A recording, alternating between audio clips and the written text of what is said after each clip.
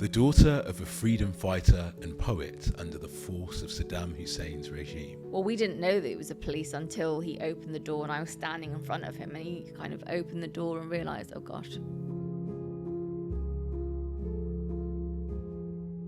And actually my uncles and everyone, they were threatened that if they tried to follow the car, that they'd be shot. I think my mother had already just accepted that we were going to be killed.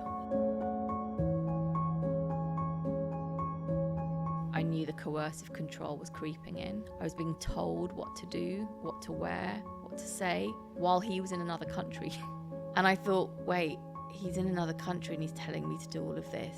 What happens when he's here? When you lose your confidence in your voice and you're that fearful, you physically can't speak. So I decided I've got to find a way of finding my voice again. And I don't know what it was in me, but something just said, he'll have the answer.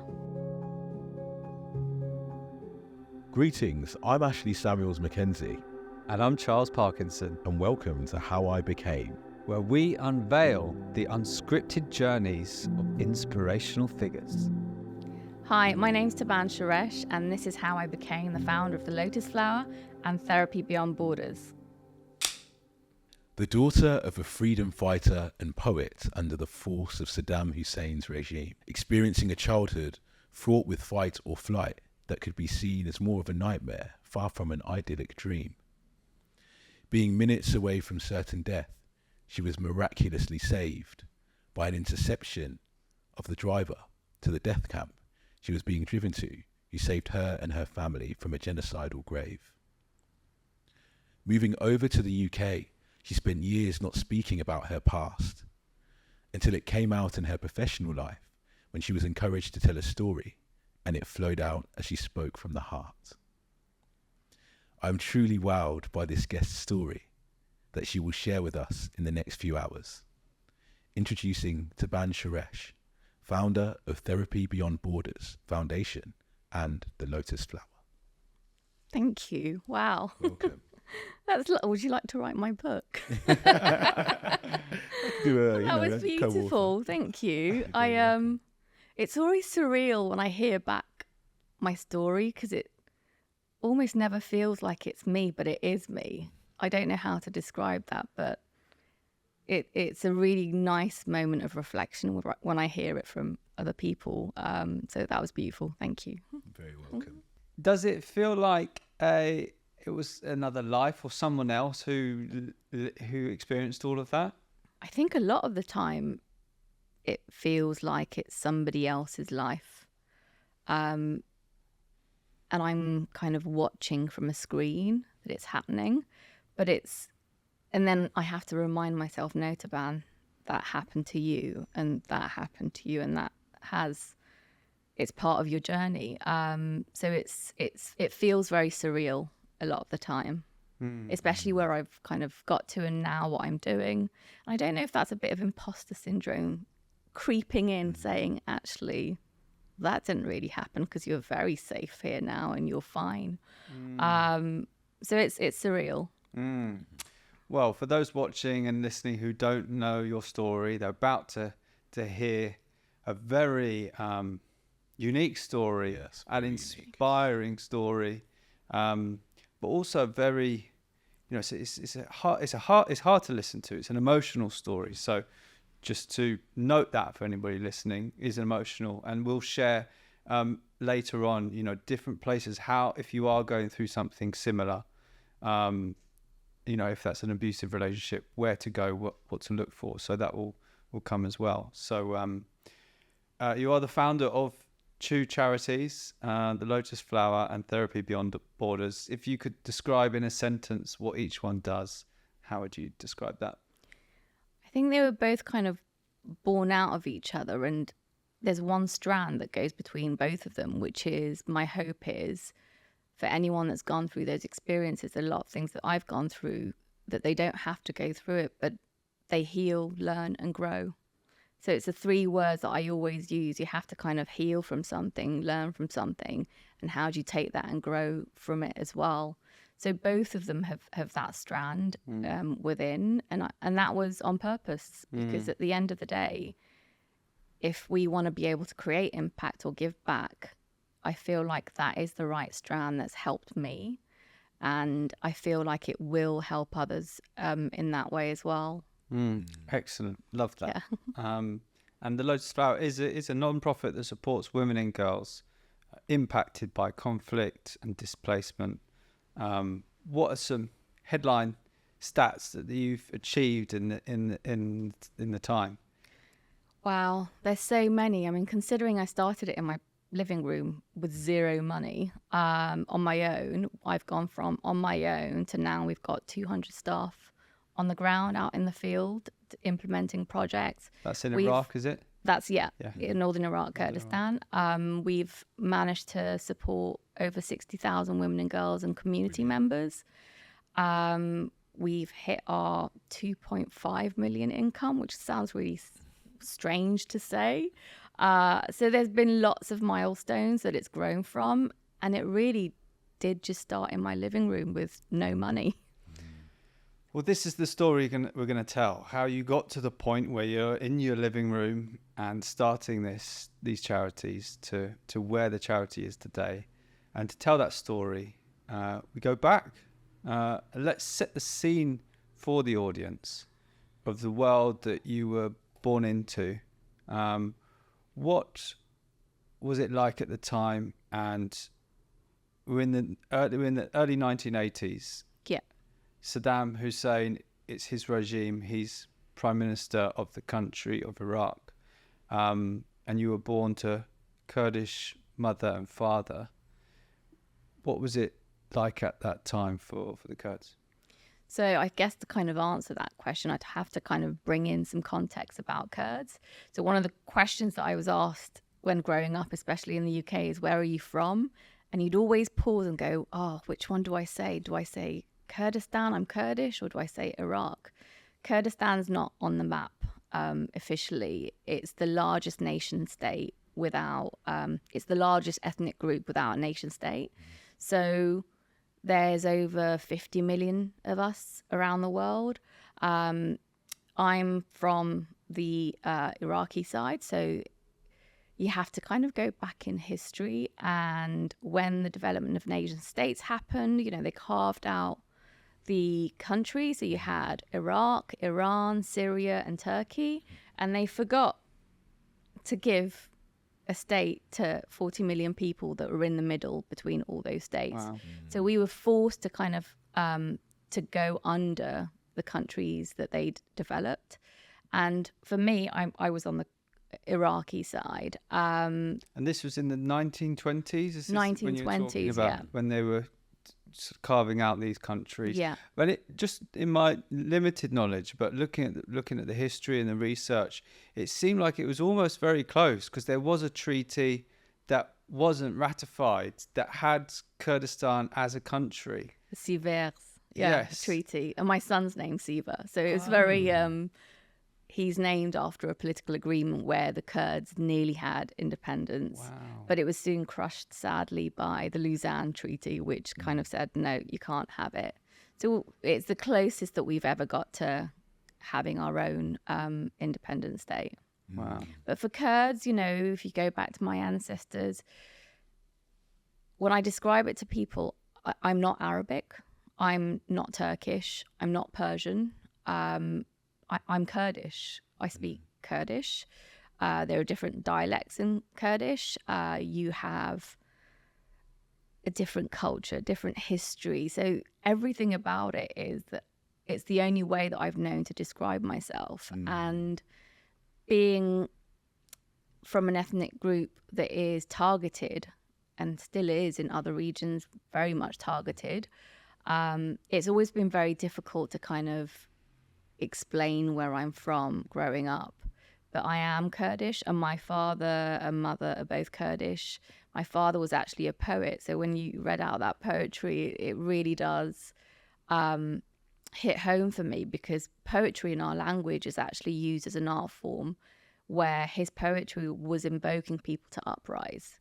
And the reason why they were uprising is because under Saddam Hussein believed in a pan-Arabist ideology, which meant that actually he didn't want to accept the identity of Kurds. And, you know, in some parts of other countries, for example, in Turkey, you know, they'll see them as mountain Turks and will refuse to kind of acknowledge that they're Kurdish. So you've always had that oppression, and politics has been quite staunch in our family. And my father just, you know, he was born into the cause. He died for the cause, and the Kurdish rights cause was everything that he believed in. And that came out in his poetry, but also he was a freedom fighter, so a Peshmerga, which fights for the rights of Kurds. And that's kind of the context of what I was born into. So if we go back to when I was born, 1981 was born into that political scene of being Kurdish in Iraq, but also it was during the Iran and Iraq war. So you had two wars going on at the same time.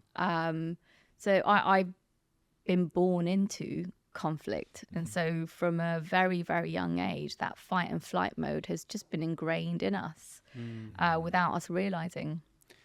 And your parents, because your father was fighting for Kurds and a poet, this meant that your father and therefore your family were on Saddam Hussein's most wanted list.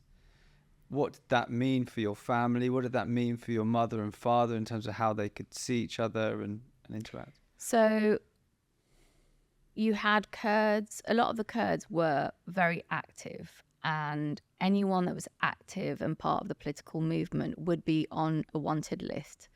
And anyone that wasn't, I guess they wouldn't be targeted as much, but most people were part of the cause. We were defending our rights, essentially. And so the genocidal campaign started. And I, you know, to put things in context, I think I was born and my dad would go away to the mountains and fight. I remember being told a story where he came back after 3 months, must have picked me up and said, "Oh, whose baby is this?" Like, not even recognizing I'm the child. He didn't know that was But his own daughter. Yeah. So they're very, very much part of the cause, and the mothers were kind of left to look after the children, but actually they were part of the cause as well. You know, they were very much ingrained. You had women freedom fighters, Peshmergas. So not only were they holding everything together, but they were also on the front lines as well, but also putting their life at risk. So my mum, when my dad was away in the mountains, my mum was working. She was a working single mum. What was she doing for work? She was in one of the most famous factories in the region, and she was in the accountancy department. Okay, yeah. So she would go to work as normal, but when when the wives would go and see the husbands in the mountains, they would have to sneak off. So the way they would do it is they would dress in clothes that would make them look like they're from the villages, because we were from the city. So they would sneak into the mountains wherever they were, see their husbands, and then come back. But obviously you'd take time off from work to do that. So every time she took time off, she was actually questioned by the secret police at work to see where she'd been, who she'd seen, if she had any contact with my father. So every time she wanted to see her husband, she would effectively you're having to risk your life, your family's life, just to see your husband. Yeah. And then are these secret police like the police force that we have here? Or are they more ingrained into the kind of society that you were in at that time? I think at that time, I mean, I call them the secret police, but it was the police in general. It was the Iraqi regime police. But they were a lot more ingrained in different parts of society. So they'd be in work. They had the right to come in and interrogate people. Right. But it was essentially part of the Iraqi regime. And she would get interrogated. And I think it was after a few times that this had happened, she kind of had enough. And so she handed in her notice and stopped working. But the day after she handed in her notice, they turned up in my grandparents' house. And that's from when I remember them coming into the scene and what happened to us and when we were taken into prison. So Yeah. So you're about 40 on this day. The day before your mum's handed in her notice. You're staying at your grandparents at the time, and the secret police come and knock on the door. What step by step? What do you remember about that day, or what happened that day from what you've been told? So I personally remember being in the garden. As a 4-year-old, I remember being in the garden playing with my doll. My mum was in the kitchen cooking, and she had we kind of wrap our heads really. I remember my grandma would do this a lot, and my mum would do this when they had headaches. They'd really, really tie their heads with a scarf to kind of get rid of the headaches. And I knew there was a headache around when I'd see them with that. And it was a particular white muslin one that she had. But something had happened around the adults. A lot of the things that would happen, I wouldn't know what's happening, but I would know that something's happening and something not good is happening. So I could feel in the energy of the house that something was happening. And I just decided okay, let's just stay in the garden. So I was playing in the garden. My mum was cooking in the kitchen, and my uncles and grandma and everyone else, they were in the other rooms. It was quite a big house. And suddenly there was a really hard knock on the garden gates. And because it's metal and the ground's concrete, it kind of rattles. So it was a very loud rattle, and it startled me. And I remember just freezing and dropping my doll. But by that time, my uncle had come out, and he ran to the gates, and I automatically ran towards him because I thought it might be family. You know, you kind of see an adult in the vicinity that you're in, you feel safe, so you run towards them. So I ran towards my uncle, and therefore the police. Well, we didn't know that it was the police until he opened the door, and I was standing in front of him, and he kind of opened the door and realized, oh gosh, maybe she shouldn't have been here. Right. And so they looked down at me at first and said, we're looking for my mum, and can we speak to her? We just need to ask her a few questions. And he knew what it was about and tried to deter them by saying, oh, she's left him, meaning my dad, because of this child, and kind of patted me on the head. And so that was his attempt to sort of put them off and say, look, they're not together, therefore you don't need to speak to them. Exactly. And that was the aim. So they looked down at me and said, oh, so this is the enemy's child. And he just froze and didn't really know what to say. And then they asked for divorce papers. So they said, well, where are the divorce papers if this is the case? Of course it wasn't real, and there was no divorce papers. So they kind of persisted and said, no, we'll just take her in for questioning and ask her some more questions. By this point, my mum had come out, and they just said, get changed. All we need to do is ask you a few questions. So she went and got changed and came back out. And as she was coming out, I kind of went, okay, we'll take her as well. So meaning me. And that's when all the adults were kind of begging them not to take me because I was a 4-year-old. And as they saw me being taken, my other uncles inside hid my older brother. Wow. So he was in the house. He was in the house, but they kept him in the house and realized if they've taken one, they'll take the other. So they took him and hid him in the basement. And the basement window was opposite the garden gate. So he was down there and he could see us being taken away. And so even experiencing that for a child is quite traumatic and a lot to take in. How old was he at that time? Around 6. So he remembers that. Yeah, I think it's you kind of, your sister and mother have just been taken away by the bad people, because you're often reminded, don't speak to them and don't say this. So you kind of know who you're not allowed to speak to. But they persisted and they took me, and So we they were put you taken. in a van, or It's hard to describe. It was a car with seats that had like opposite each other. But when they opened the doors, my grandparents were there. So my paternal grandparents, so my dad's mother and father. And my grandparents were so special. I think they were angels on this earth. They were the sweetest grandparents ever. And because of our I guess, my father's political involvement, my brother and I were always treated special. So we were always looked after by every family member, but especially them. So when they opened the doors, you could see they were crying and sad, but also just so helpless. They couldn't do anything because they'd been captured. And they'd actually caught them and managed to get our information from them. Right. So they felt guilty and helpless and all these emotions in one.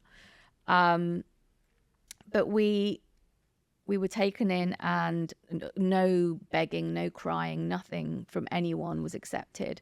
And actually my uncles and everyone, they were threatened that if they tried to follow the car, that they'd be shot. Wow. So they couldn't even come close to the car. They had to stay at the gates and just see us be taken away. So for everyone involved, witnessing that was quite a lot. As a child, I just remember being silent. Just I knew things were happening. I was scared, but as soon as I saw my grandma, I was quite happy to see my grandma because she kind of looked after me. As you can imagine, my mum must have been in her mid-20s. So she was in shock. She was angry. She was sad. She was traumatized by the whole experience and a bit numb to what was going on. So my grandparents took over. And we were taken to I say a normal prison because it was the general prison where everyone was. You had actual criminals in there. Right. So I remember walking in and everyone just looking at what's this family doing here. But I think everyone knows when a family like that comes in, they know it's part of the politics and the political cause. And we were taken to a room.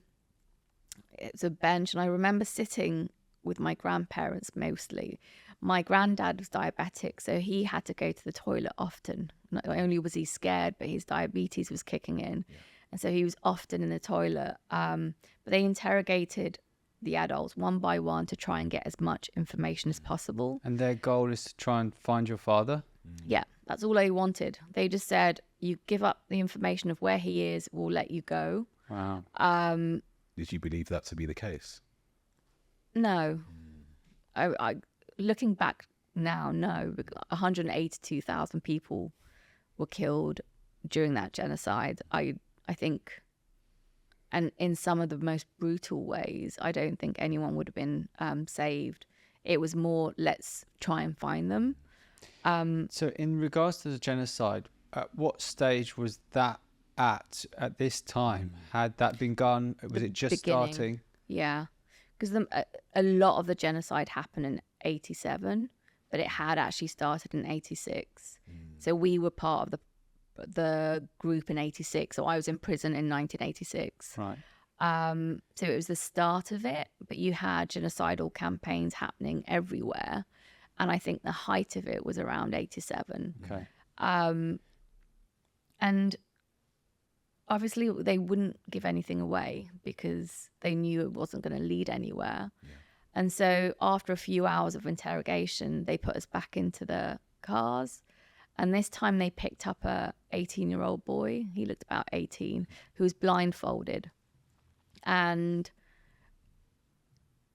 I mean, I didn't know then, but I know now that, a lot of young men were killed on the spot and executed. And when he was on, all he kept saying was, please don't kill me. What are you going to do with me? And my grandfather was really trying to just console him and reassure him. But he was taken off and we never saw him again. So he was executed. And then we drove and ended up in the middle of nowhere. What do you think your mother was thinking at this time? You're in the car, you've been driven somewhere. I think my mother had already kind of just accepted and given up that we were going to be killed, because that's what the fate of everyone was. And when we ended up in these two buildings, when we came out the cars, we knew we were in prison. So they kind of realized, okay, we've been taken to the prison like everyone else. And my grandfather was separated from us, so he was taken to the men's quarters. And my grandmother and I were taken to the women and children's. So I do remember when we came out of the car, there was this building, but it had very small windows. And everyone just kind of came to those small windows to see who was new. And when we went in, these prisons were absolutely packed, like packed to the rim, no space for anyone. But as a child, when I walked in, the first thing that I saw was, because it was like a courtyard and you had it caged at the top, then you had a little roof bit. And I didn't understand how the children had got to the roof bit without any stairs. So it's the first thing that I noticed was, wait, how are the kids there if there's no stairs? Where did they kind of climb up? But some of these women have been in there for months. And so it becomes quite territorial. And I remember nobody giving up their seat for us. No space, nothing. So my mum had to have a massive fight with, not a physical fight, but with one of the women. And she basically turned around and said, I'm not here because I want to be. We're all here for the same reason. You need to make some space for us. If you're not going to make space for me, you need to make space for my grandmother and myself. And so I do remember that they gave us space in one of the small rooms, and my grandmother and I slept there. So you just slept on the floor. And my mum had to sleep sitting up in the courtyard area with all the other women. And the toilet and bathroom was the next room, but it was kind of exposed and you could smell it. So for me, as a child, I do remember I didn't eat. And I didn't eat because of that smell. So everyone would try and make me eat, but I just physically could not eat because of the smell that was around. And maybe it was trauma as well, and shock. But I do remember I didn't eat at all. And the only food that they had was rice and a bean stew, and that was it. It was the same thing every single day. And you had the men's quarters where my grandfather was. And I don't know how, but I do remember them letting us visit him once. They would let sometimes us visit. And I do remember going once and he gave me this hat that I still have. It's like a knitted pink hat. And my mum was given slippers. So there was a guy in there who'd been in there for ages and he started weaving things. So he was weaving a hat. So I was given this hat and I really remember it because I wore it, one, but also I have it now. So it's something that I carry with me. But I didn't know that my grandfather was actually tortured in that prison. So the men were tortured. And I don't know if the women were. It wasn't something that I saw in my vicinity, but I never knew. I was protected from a lot as well. So how long were you? So this was the second place that you were driven to. Is that right? Yeah. And how long were you in this prison? for about 3 weeks. 3 weeks. We were there for about 3 weeks, and after 3 weeks, some family names were called out, and we were on that list, and everyone thought that we were going to be, they're going to let us go and we're free. Oh. So I think everyone kind of jumped up thinking, oh, we've been set free, let's go. Yeah. And it's only when the adults went out of the building to see what was waiting that they realized we're actually going to our death. We're not free. Why? How did they know that? They had diggers in front of the buses. So these are big diggers. And the way that part of the torture from some forms of the genocidal murders that they'd commit was being buried alive. And part of that process is for you to see the diggers, so you know that you're going to your death. And then once you've driven there and they've kind of, you're going there, they'll shovel the hole in front of you. So it's a very slow death. They'll shovel the hole and they make everyone lie in the holes alive. And then they take the smallest piece of shovel and start shoveling sand over you. So it's a very very slow, torturous death. So as soon as they saw the diggers, they knew that's it. And for me, I didn't know, you know, I was 4 years old. So for me, the only way that I knew something wrong was going to happen was from them screaming and crying and begging the soldiers and kissing their feet, just literally begging them not to kill them. And so before going on the buses, it was this loud cries of please don't kill us. And then as soon as they're put on the buses, it was just silent whispers of reciting prayers, because everyone was going to their death. And so the last thing they wanted to do before dying was just pray as much as they could. So you can just hear people reciting the Quran under their breaths and whispers. And what is surreal is, because I think we must have had, at that time, it's compulsory to do military service or police service in the country. Yeah. So we had some cousins or family members, distant family members, working within the system, and they had heard that our name was on the list to be buried alive. So they went back and told my mum's family, and one of my uncles with that family member, he just said, I'm going to follow them. I don't know what I'm going to do, but I can't just sit here. I'm going to try and follow them and see where they go. And so they'd already known that we were going to be taken onto the buses. So they'd driven up far enough to see the buses in a distance, Wow. but not enough to cause alarm to the police or for them to suspect anything. Yeah. So they stayed at a distance, and my mum, I'm not sure if she ever saw them, but once the buses started moving, they tried to follow as much as they could to see what actually happened. And so they did follow from a distance. But when the buses went off-road, they're kind of going off-road into nowhere to try and dig the hole as further as possible.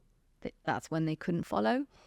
So they lost track from then. Oh, that feeling of just seeing that truck go off into the distance must have been horrible.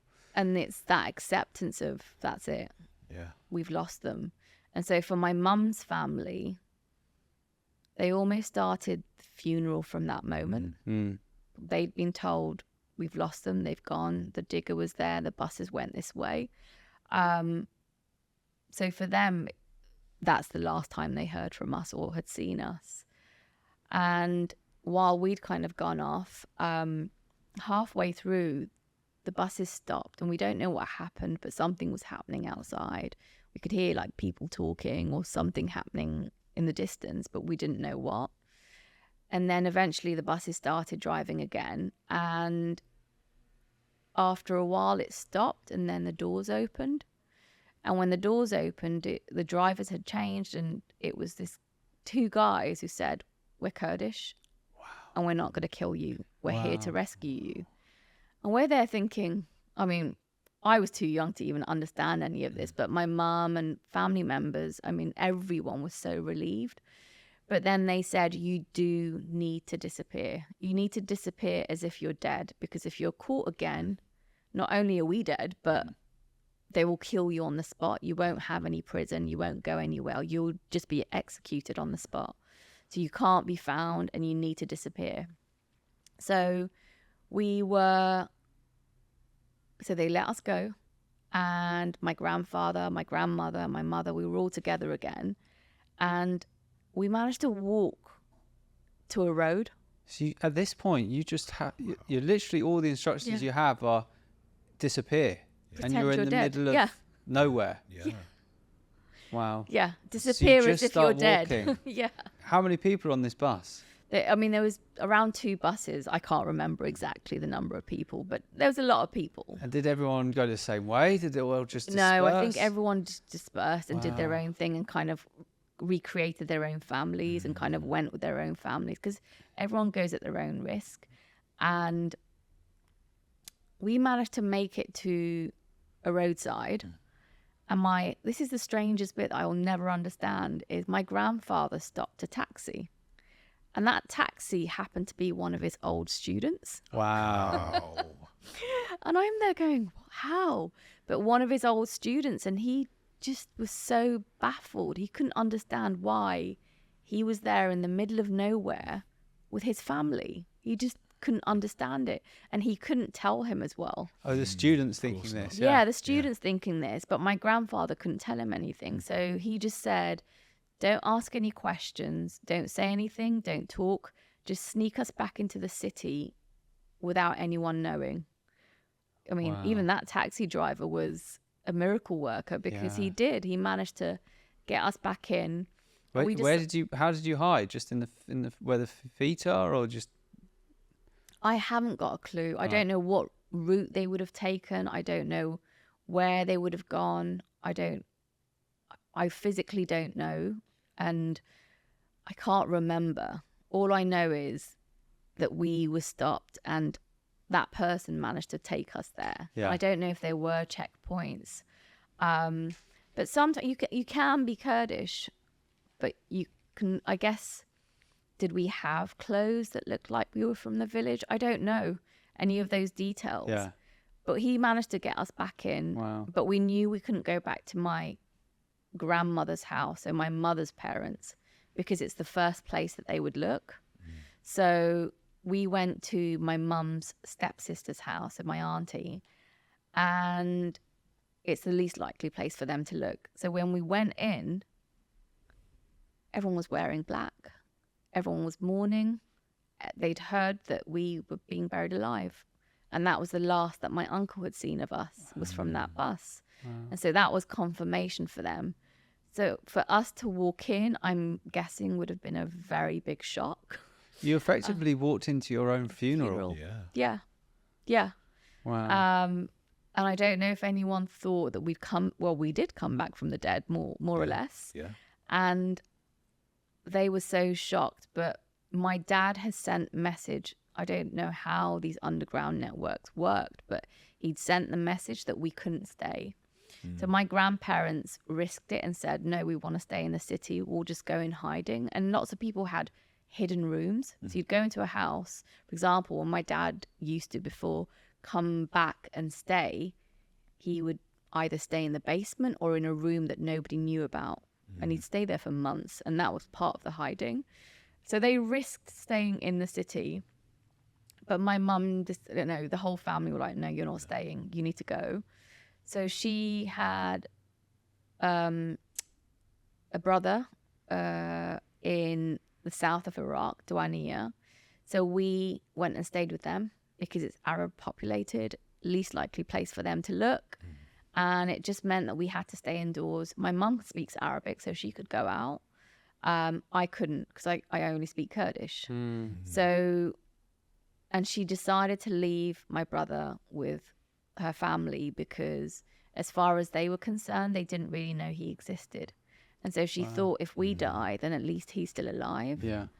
So we made our way and we got to the south of Iraq, Douania. And I just remember being indoors for 3 months. I had some cousins to keep me occupied and we fought a lot and played a lot.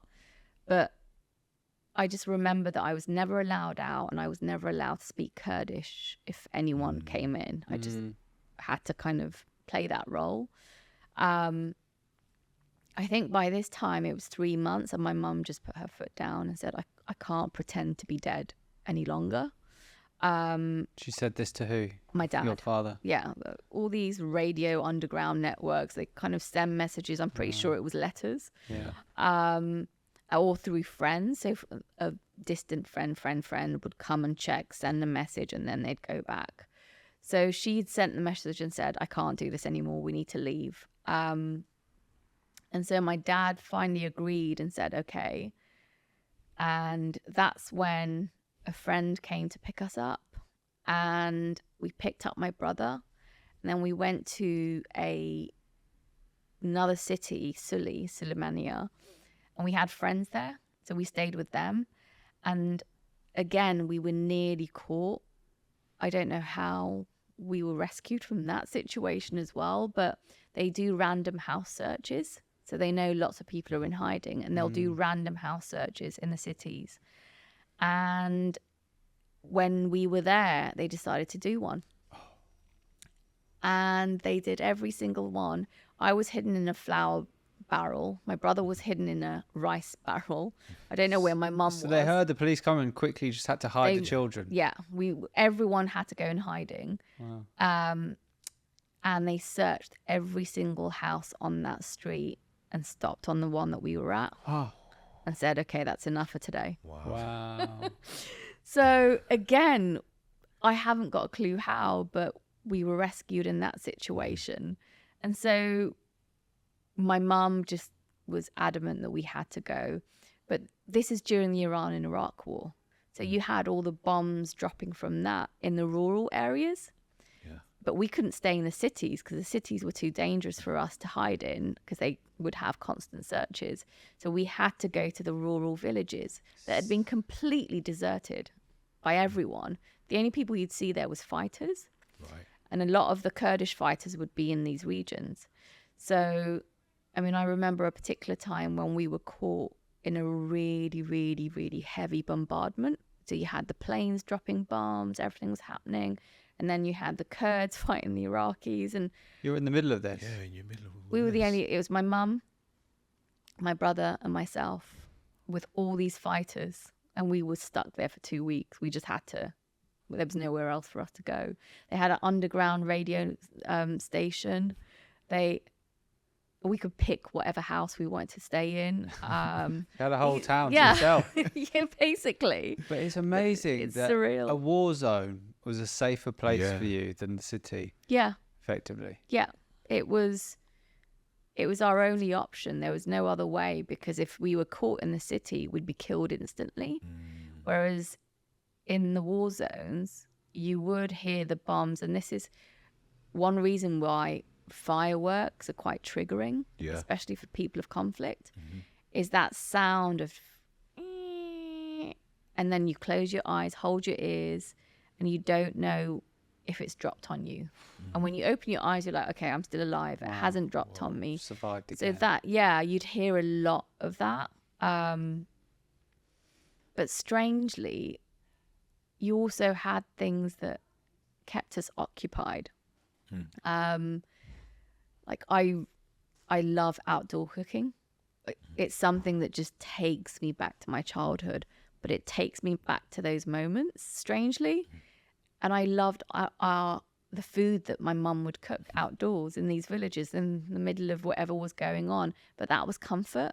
Yeah. So in a way, the comfort of food and that connection of some sort of normality kept us safe. So we would go from village to village and kind of my dad would meet us every so often. And this took about 12 months. 12 months. Of 12 this. months of different villages, different households, different people. But it took a long time. And then finally we were smuggled into Iran on horseback at night time. And actually for my mum, like I look back and go, actually, technically she was a single mum with 2 young kids fleeing for her life without knowing anyone while constantly being on the brink of death. Constantly. It's not Every even bomb that's dropped, is it going to be us? Yeah. anyone or anything could happen. She didn't know any of these men. She didn't know any of these fighters. Yeah. You know, she didn't know anyone. You know, we were just going based on trust. Yeah. And then, you know, I remember someone with, I don't know what, those carts that you put on donkeys. So we'd be at the back of the carts. The journey, I mean, one very vivid memory was when we were going to another village on the back of a pickup tractor. And so you'd sit at the back and my mum was sitting there, my brother was sitting there, I was sitting here. And all of a sudden we were stopped by these fighters and they were Kurdish, but they had 2 injured people. And one of the men, his guts had they'd been shot from the back and his guts had exploded out. And they just threw him on to the pickup, which was in front of us. Yeah. And he was he was dying. He was in absolute agony, but he was still conscious. Wow. And I remember I was eating a biscuit. Oh. And he kept going, like, putting his hand up in pain. I didn't know that. But I thought he wanted my biscuit as a child. I'm like, oh, he's reaching out for my food. Let me just. Wow. So I remember going, you can have my biscuit. Wow. And the other soldier, just smiled and said, no, you can't give him that. But just thinking back to moments like that, I'm there going, no 4-year-old or 6-year-old or single mum should ever experience that. No. It's really surreal, but we kind of saw it all in that 12-month journey, and we're finally smuggled into Iran. And we had a family there that took us in and looked after us. You know, they still had networks that were connected with each other. And my dad was meant to meet us there. So my dad was making his way, but he was further down the line. But Saddam Hussein had hired a husband and wife to poison a group of men. And he was on that list. And so what they did was they hired this Kurdish couple to lay out a massive feast for all these fighters. And in our culture, food is so big. You feed people, you invite people. No one's ever questioned. You kind of give. So when these feasts were laid out for fighters, nobody would ever question it because it's so ingrained in our culture. And they really went out. You know, they had meat, they had all the favorite dishes, dolma, you name it. But in our culture, we've also got like a yogurt drink we call mastal. It's a bit like ayran. And they put the poison in that. So the men that gulped down a glass died on the spot. Wow. And my father and 2 other men had drunk enough to make them critically ill, but not die on the spot. So they'd realized, okay, we're poisoned. And so they managed to get all 3 of them to the Iranian border. But at this point, when they've drunk this at the mealtime, have the guys died instantly there, and with the couple that organised it there, or they'd. Well, I mean, what would have happened is they've drunk it, they're dead. Everyone will kind of go and flock to there. And they fled the scene. They fled, but they were caught later on, and I think killed. Right. So they'd fled the scene, but they were caught at the borders with Kurdish checkpoints. I see. But by that time, I think everyone was just like, wait, what have we been poisoned with? Are we all poisoned? And nobody suspected them at first until they'd gone.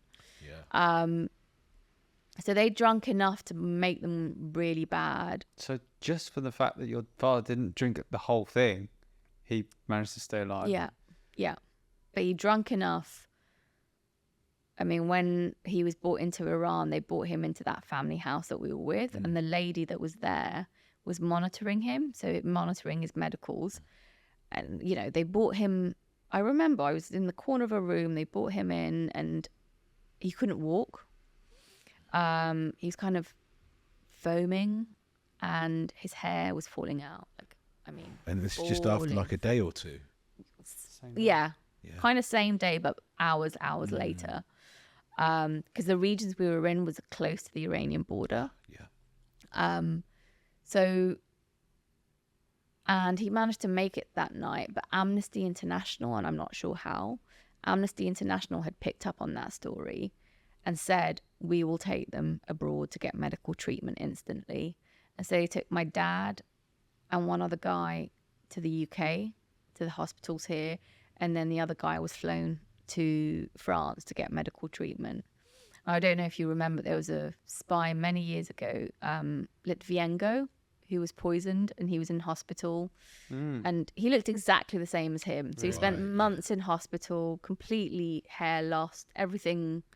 So we had to wait for him to survive before we could come over. So we had to wait a year before we were able to kind of come to this country. But in that time, we were in Iran, and I guess when he survived, he came here in 87, and we came in 88.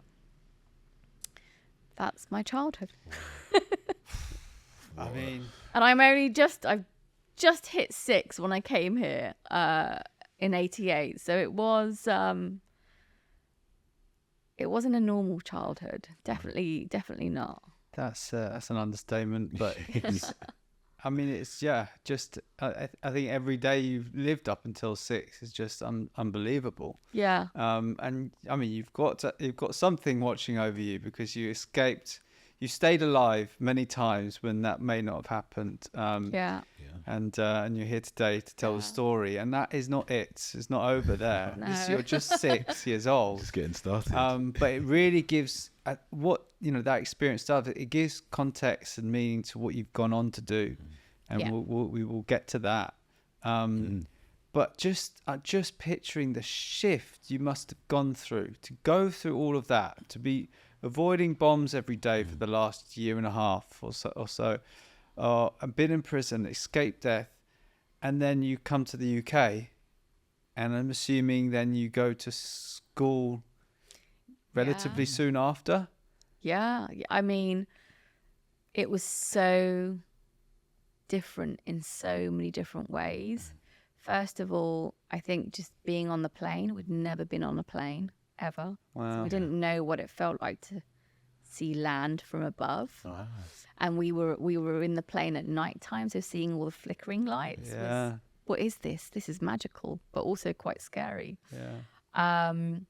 We'd never, and it was the 1980s, so we'd never seen anyone else apart from Kurds. We'd never ever experienced or seen anyone. We had never seen men with long hair. We'd never seen men without moustaches, because in that time moustaches were big and every Kurdish man had a moustache. Yeah. So there was so many things that we'd never seen, and you're kind of being slowly exposed to it, and I'm there going, wow. But for my mum, not only has she never seen any of these things, but she's now in a country where she knows no one. Her loved ones are gone. She's been forced to leave. And you have to readjust and try and look after your family in a different way. You don't know the systems. You don't speak the language. So in that way of readjustment, it's really hard. And there are particular moments that I do. That story from primary school is a great example of Alex, my best friend. So when we started primary school, we didn't speak English. Where were you, by the way? Where did you We live? ended up, this is such a strange story. So our first temporary accommodation, first we were taken to a hostel in Brixton. I remember that hostel very well. And then we were taken to a temporary accommodation in Clapham, which strangely, many, many, many years later, as a single mum, when I moved to Clapham, I moved somewhere where there was a road, and that road curved, and I kept walking past it going, I know this road. Where do I know this road from? Yeah. And then eventually realized we used to live in the temporary accommodation in one of those houses, but also my son's school was my first ever school. Wow. It just never clicked until the memories just started clicking into place. But my first school, so we didn't speak English, and I made friends with someone called Alex. And Alex had like shoulder length, straight blonde hair, blue eyes, and Alex would take time to really teach me what the teacher was teaching me, every word. Just really patient for a 6-year-old. And I'm just there going, okay, I'm trying to learn, but you do feel different as a child. You realize you don't have the same simple things. You don't have the same clothes. You don't have the same shoes. You don't have the same haircut. At that time, my mum was cutting my hair. Yeah. We didn't have any hairdressers or anywhere to go. So you automatically kind of felt different from everyone else. And I've had good experiences with children, but I've also had the bad experiences as well. And in that moment, Alex was one of the good ones. And he would just teach me these things, but I didn't know Alex was a boy. You thought it was a girl? I thought Alex, because we've never seen anyone with long hair. So the long hair, in your eyes, meant girl. Every long hair means girl. Yeah. And so the only time I realised is when we went swimming, and they make the girls go there and the boys go there. I was like, why is Alex going where are you the other going? way? Wrong way, wrong side. And that's when I realised Alex was a boy. But And there was a moment, I think you mentioned you were in a queue for school Yeah. lunch, and it feels like this is the moment where you realise that don't talk too much. What Yeah. happens? So this was when we would move to our second. So we moved out of temporary accommodation and we'd moved into our permanent place, and Where was that? in Oval, Oval. and then we were taken to our permanent primary school, I guess. And I remember going there again. You look different to all the other kids. They haven't figured you out. There are some nice kids, but then there are some mean kids, and kids can be kids. Yeah. I do remember being in the lunch line once, and our English was okay, but not great. So I could pick out words and put them together. And this girl just turned around and said, "Your dad's Saddam Hussein." And I'm there. I understood your dad. I understood Saddam Hussein. But I couldn't verbalize a response. I just could not. I didn't know the language to say anything back. I didn't know what to do. But she also didn't know what I'd experienced. But for me, I do remember the influx of feelings of just anger. And so I just pushed her. Understandably. Yeah. And the understandably. teacher saw me push her. Yeah. And so the teacher came over and told me off. And again, I couldn't verbalize it. I couldn't explain, I've pushed her because of this. And then I couldn't do any of that. So I just stood at the back of the line. She sent me to the back of the line and just cried and just thought, right, okay, well, this is a good lesson. Don't talk about anything. Don't share too much. And I think it's from that moment that I just tried to be like the other kids and tried as much as I could to be as English as I could, because I thought actually going the other way is not good, because that's what happens. So in a way, that was the moment that really changed things for me of not tapping into my past. So we fast forward to the age of 17 or 18, you get engaged. Is that correct? 17, Seven. 18 18. engaged. What led up to that relationship and you decided to do that? Well, I think it's really complicated. Even now when I could try and explain it, when you've kind of gone through my childhood and our past, and when you've come to a country where your parents are quite patriotic and very proud of their culture, you have to remember they've left that culture in the 1980s. They've kind of left that moment. And when they come here, they stick to that moment, right? And as teenagers, when we're growing up, what I battled with a lot was trying to retain my culture, but also integrate into this culture. You're in a new culture.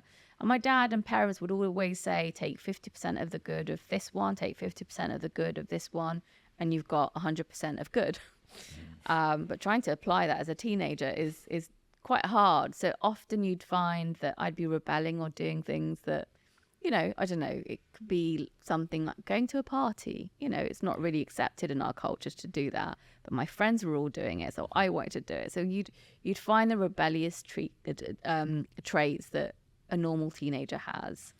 But I think, now my family's so different because they're fully integrated and they understand it all. They're very open.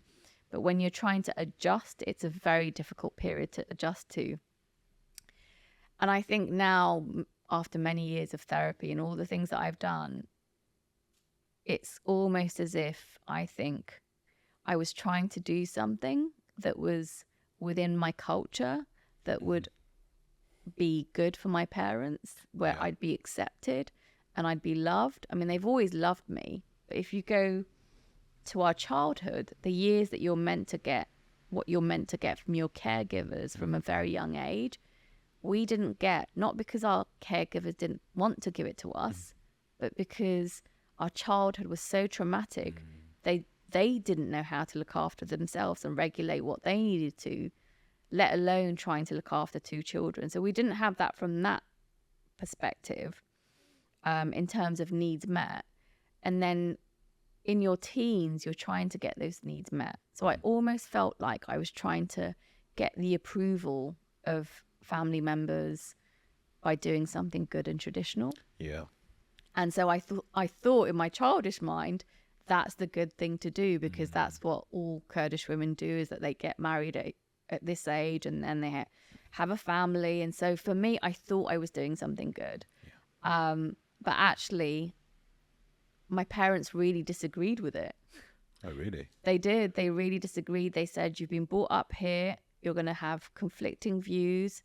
And I just couldn't see. I just went, no, it's going to make sense because it's what we do culturally. And he was living here, or where was he? Back home. He was back home. Okay. Now, how did your interaction start? Family connections, Yeah. and then they come forward. They do so it was very traditional. They Right. came forward for my hand in marriage, and I thought I couldn't say no. How does that happen? Their family come to you and say, Yeah. we want you to. So he had come to me Right. secretly when I was 17 Okay. and said, I really like you, and In person, or this in is person, okay? because we would go back every summer. Right. Oh, And we weren't allowed boyfriends or any kind of love relationships, like just forbidden. There's absolutely no way. yeah. So when this person had come to me in that way, I didn't have an open relationship enough with my mum to go to her freely and ask for advice. And so for me, I thought, whoa, I'm now owned by this person. If anyone else knows, it'll be shame on the family that I've had someone like me. I mean, it seems surreal to think about it now, but shame and honor is massive. And, you know, honor killings is such a big thing. So for me, if you rewind to that era, it was quite a big thing for me to go and tell my mum, oh, this person likes me and I like them. But actually, when you say I like them, you're saying it from a teenage child perspective. Yeah. You just have a crush on them. You're not in love. You know, you don't know what that even is, but because you're not allowed to do it.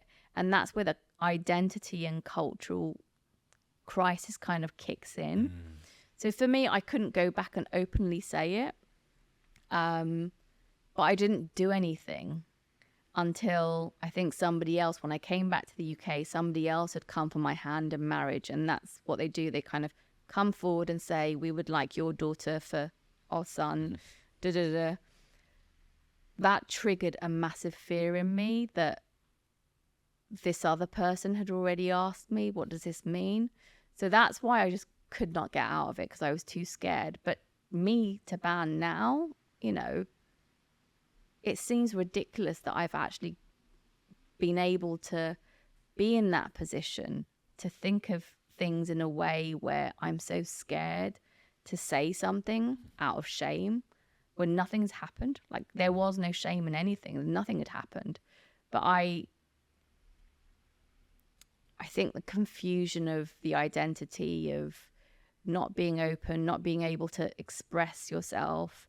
And this is, for me, the biggest thing that I really want my son. And we've had a very, very open relationship. I always encourage him to come and speak to me about anything, whatever it is. Growing up, there was a little bit of fear. I've developed that relationship with my mum now, but I think culturally, it's never existed in our cultures. And so that led to the marriage, because by the time I was engaged, so we'd gone back, they'd come forward for my hand in marriage, and I was like, yeah, okay. By the time I came back, I'd realized what I'd done. Oh, wow. It's After post-Hamas. speaking to my friends in college and sixth form, you know, my friends are like, Taban, what are you doing? I'm like, I don't know, and I don't know how to get out of it. Oh, I'm so scared to get out of this. wow.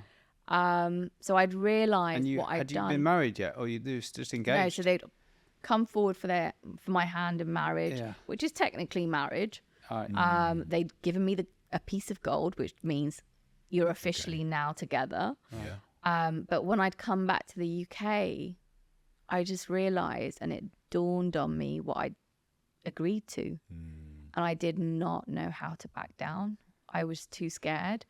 And so I do remember going to my family and saying, I can't do this. I've made the wrong decision. It was a very stupid decision from my side, but I don't think this is going to work for the reasons that you said. I can't go ahead with it. Can we please cancel it? And that's when my extended family members came in and said, there's absolutely no way in this world you're ending this. You're not bringing shame onto the family by ending it, because you chose it.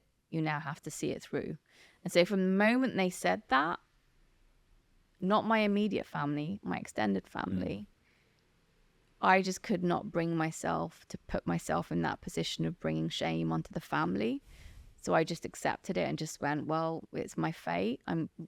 There's nothing I can do. I'll just go ahead with it. Which meant spending the rest of your life with this person. That's the idea. That I at the didn't really time. want to be with. Wow. And it was based on nothing. It was based on absolutely nothing. It was based on fear of not knowing that actually thinking someone's good looking is okay. That's as basic as it was. It doesn't mean that you've committed for life. But within the cultural context then, it was quite a big thing. And so I thought that was it. I might as well just give up. That's my destiny and I have to accept it. There's no way that it's gonna end. So I just can't. Then I went ahead with it, and I was married at 19. Married at 19. Yeah. And you, as you said, you received some gold dowry. You know that It was very minimal. minimal amount of gold, but it does play a key part in the story, which comes up later. Yeah. So what were those first few weeks of marriage like? Well, I think from the moment that I'd got engaged, when I wanted to kind of break things off, I knew the coercive control was creeping in, because it was, the signs were showing. I was being told what to do, what to wear, what to say, while he was in another country. Right. And I thought, wait, he's in another country and he's telling me to do all of this. What happens when he's here? So for me, the red flags kind of popped up a lot. But I thought I had no way out. And so I had to go ahead with it. And what were your how did you cope with this? Because you kind of accepted it, but were there ways that you found your own kind of levels of control in this? No. I think in terms of any of the traumatic moments, I've had many traumatic moments in life, but I'd say that was the prison. I really felt imprisoned there. And it's a strange way I've had moments in life where I felt imprisoned in different ways. And that... You've been in prison. Prison, yeah. Yeah.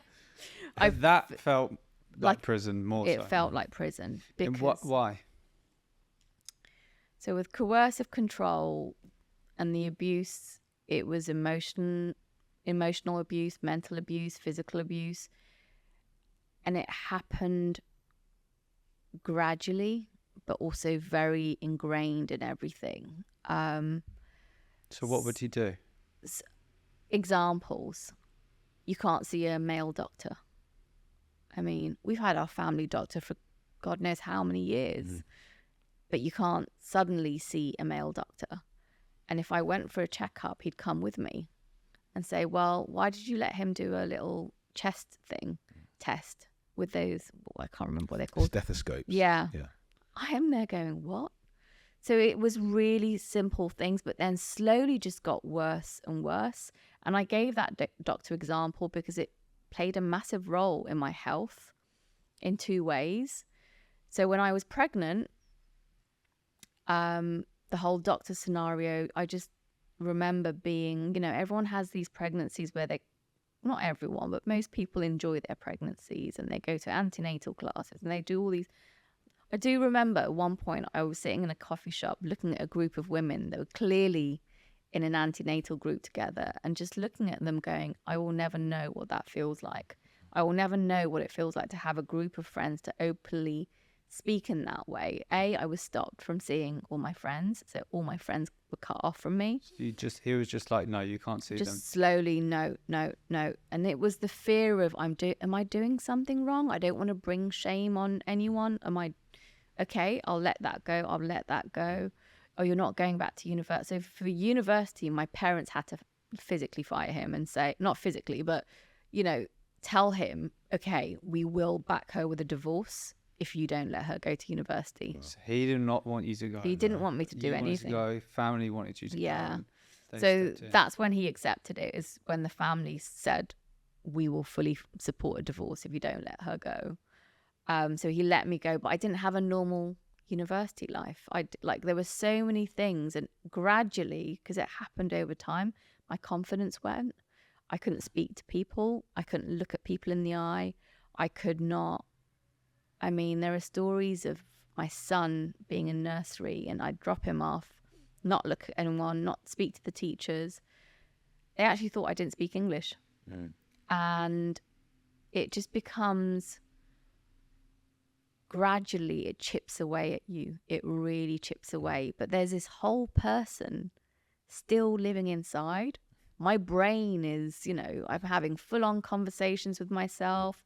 There's things inside that I want, but physically I can't express any of that, and I can't do any of it.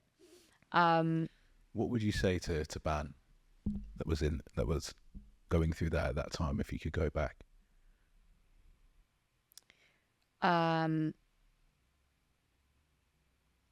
There's no shame. I think there was a deep feeling of shame that I'd allowed myself to get to that point. And I just didn't want people to know. That was part of it as well, was that I really didn't want people to know that I was being controlled in such a way. Like, I'd go to university and I'd be so scared of people speaking to me and seeing what really is happening. So I'd try and keep things at a minimal and very surface level, and have any interactions I had, I'd just kind of relay it on to them and about them. I didn't want them to ask any questions about me. What would I say to Taban? I'd say, don't be scared. You can break away. I really thought I couldn't break away. I think that was the biggest thing, is that I thought he would kill me, because he would say it often, if you leave, if I catch you with anyone, not only are you dying, but they're dying. So this feeling of being killed was a massive belief. Like, I believed it in every grain of my body. I thought, actually, he might do something, because I saw the aggressive side as well. So for me, there was something to kind of back that up with. Yeah.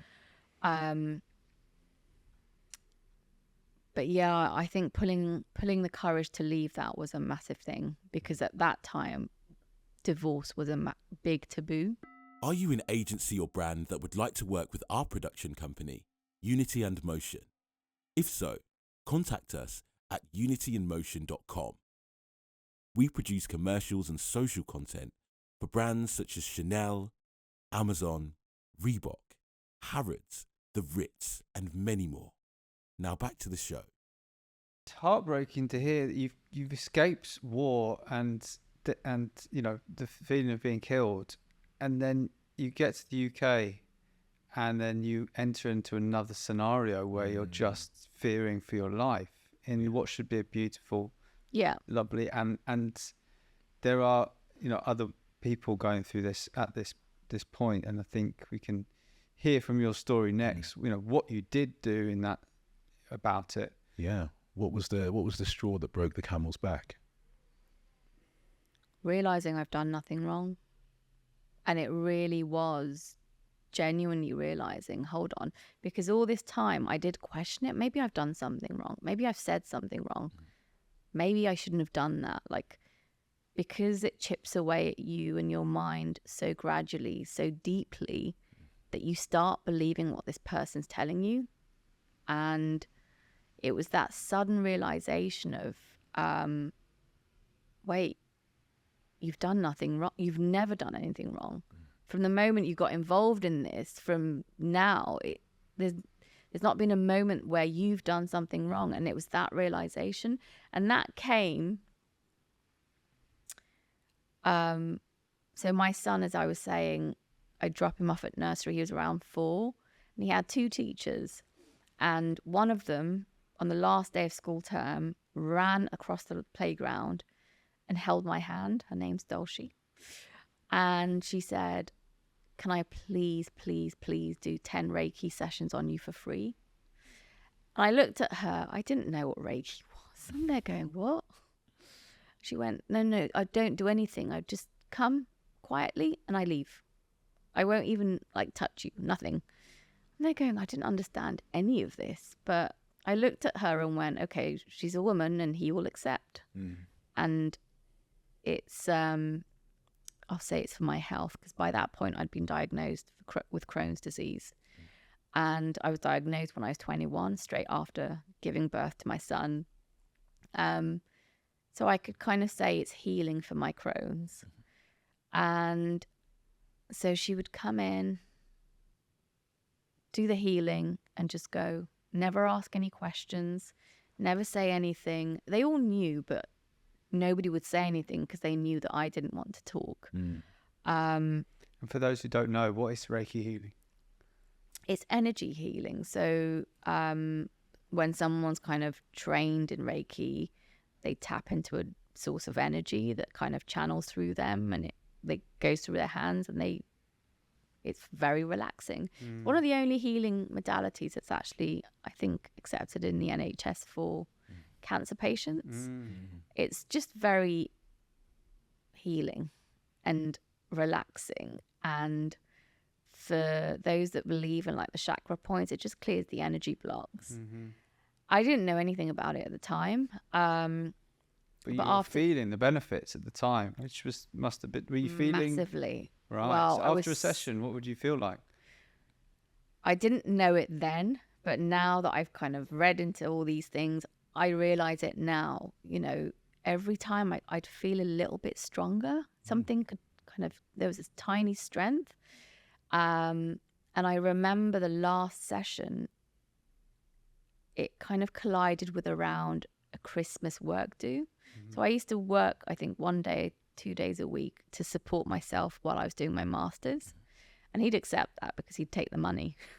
So he didn't mind me working as long as I came home and he knew exactly where I was going and who I was with, and the money would go in. And he'd control that money. You wouldn't be able to touch it. Yeah. I mean, that's another way that, you know, a lot of the things that we do at the Lotus Flower, for me, I believe that women should have financial independence, because you're a prisoner if you don't, in many forms. And after that, there was a Christmas work do, and I never ever went to any work do's ever. And I begged him. I just said, please, I look so strange by never going to anything. They asked me, I'm not going to do anything. I'll just turn up and go. I don't want to lose and I thought I'd lose my job if I never go to social things. So let me just go to this and then I'll come back. And he gave me a camera. Again, I do those small portable digital cameras at that time. He said, yeah, sure, but take this camera and I want you to take photos. And they're going, okay. I didn't think anything about it.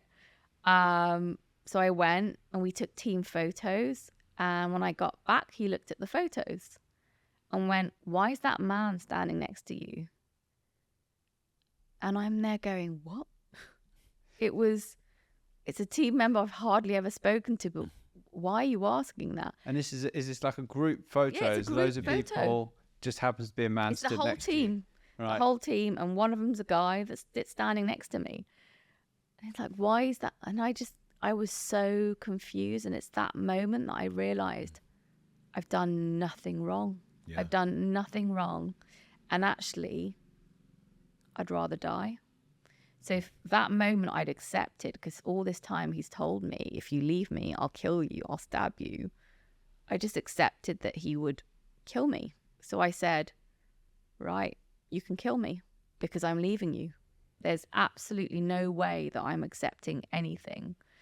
And it turned into a massive fight, but I was so strong in my decision. I just knew it deeply. I knew it was over. I knew that this was the last time, because breakups, separations had happened before, but then family members and extended family members and his family will always bring you back together. Yeah. You know, for the child's sake, for so-and-so's sake, for honor's sake, for shame's sake. No, you can't just.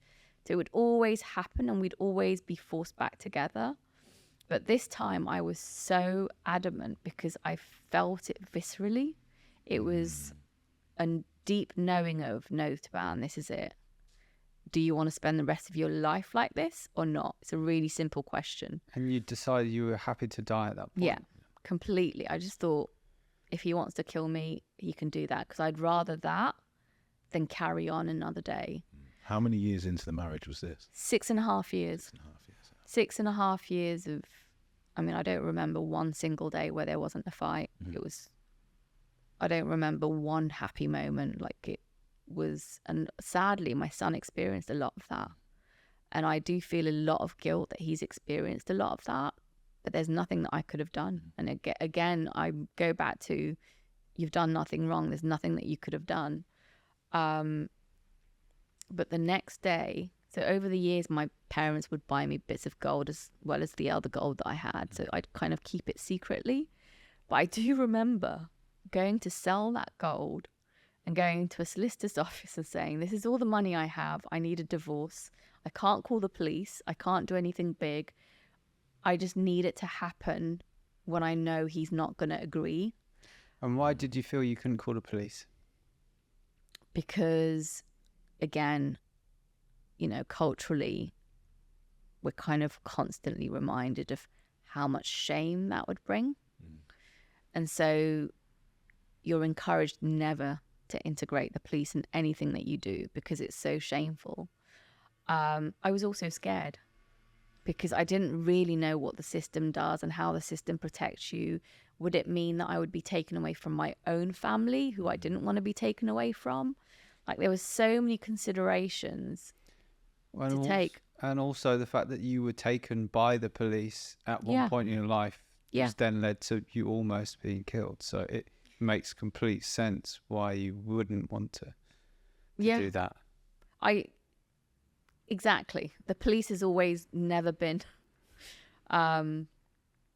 something ingrained in our culture, which is really bad, because they should be a place of safety. But also the shame and honor, part of that comes with it. And also my dad at the time, I think, because he was still alive, he was at this point the cultural minister back home. So I was it was a big taboo already getting divorced, but then getting divorced and having the police involved is like an added thing. Yeah. And so for me, I just wanted him, because as soon as we were divorced, I'd either be alive or I wouldn't. So that's what I wanted, was that end point. So you speak to the solicitor, you've got the cash. Where did you sell the gold? In a shop in Tooting.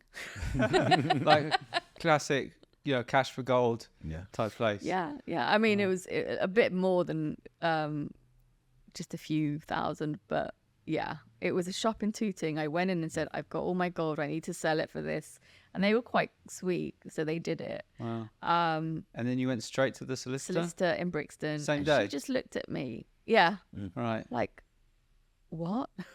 Because I'm sure you're meant to do checks and things. She said, no, we don't accept it now. I went, well, I don't know how you do it, but I need to get divorced and he won't accept it. So what do we do to make it happen? She said, well, he has to officially accept the papers. I went, he will never do that.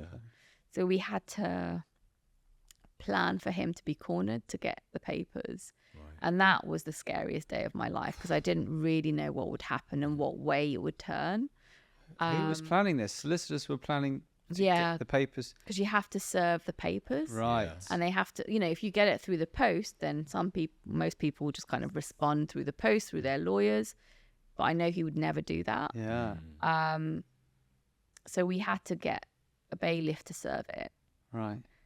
But the bailiff, I mean, I still remember it so clearly. When he came home, the bailiff was outside hiding behind the stairs. And so when I opened the doors... And you told them he's going to come home at this time. You were in the house when he was going to come home and get served. Wow. Yeah. Proper tactical operation. Yeah, it was... Were you not terrified that when he's been served that he was going to... Yeah, I was. But I had a witness.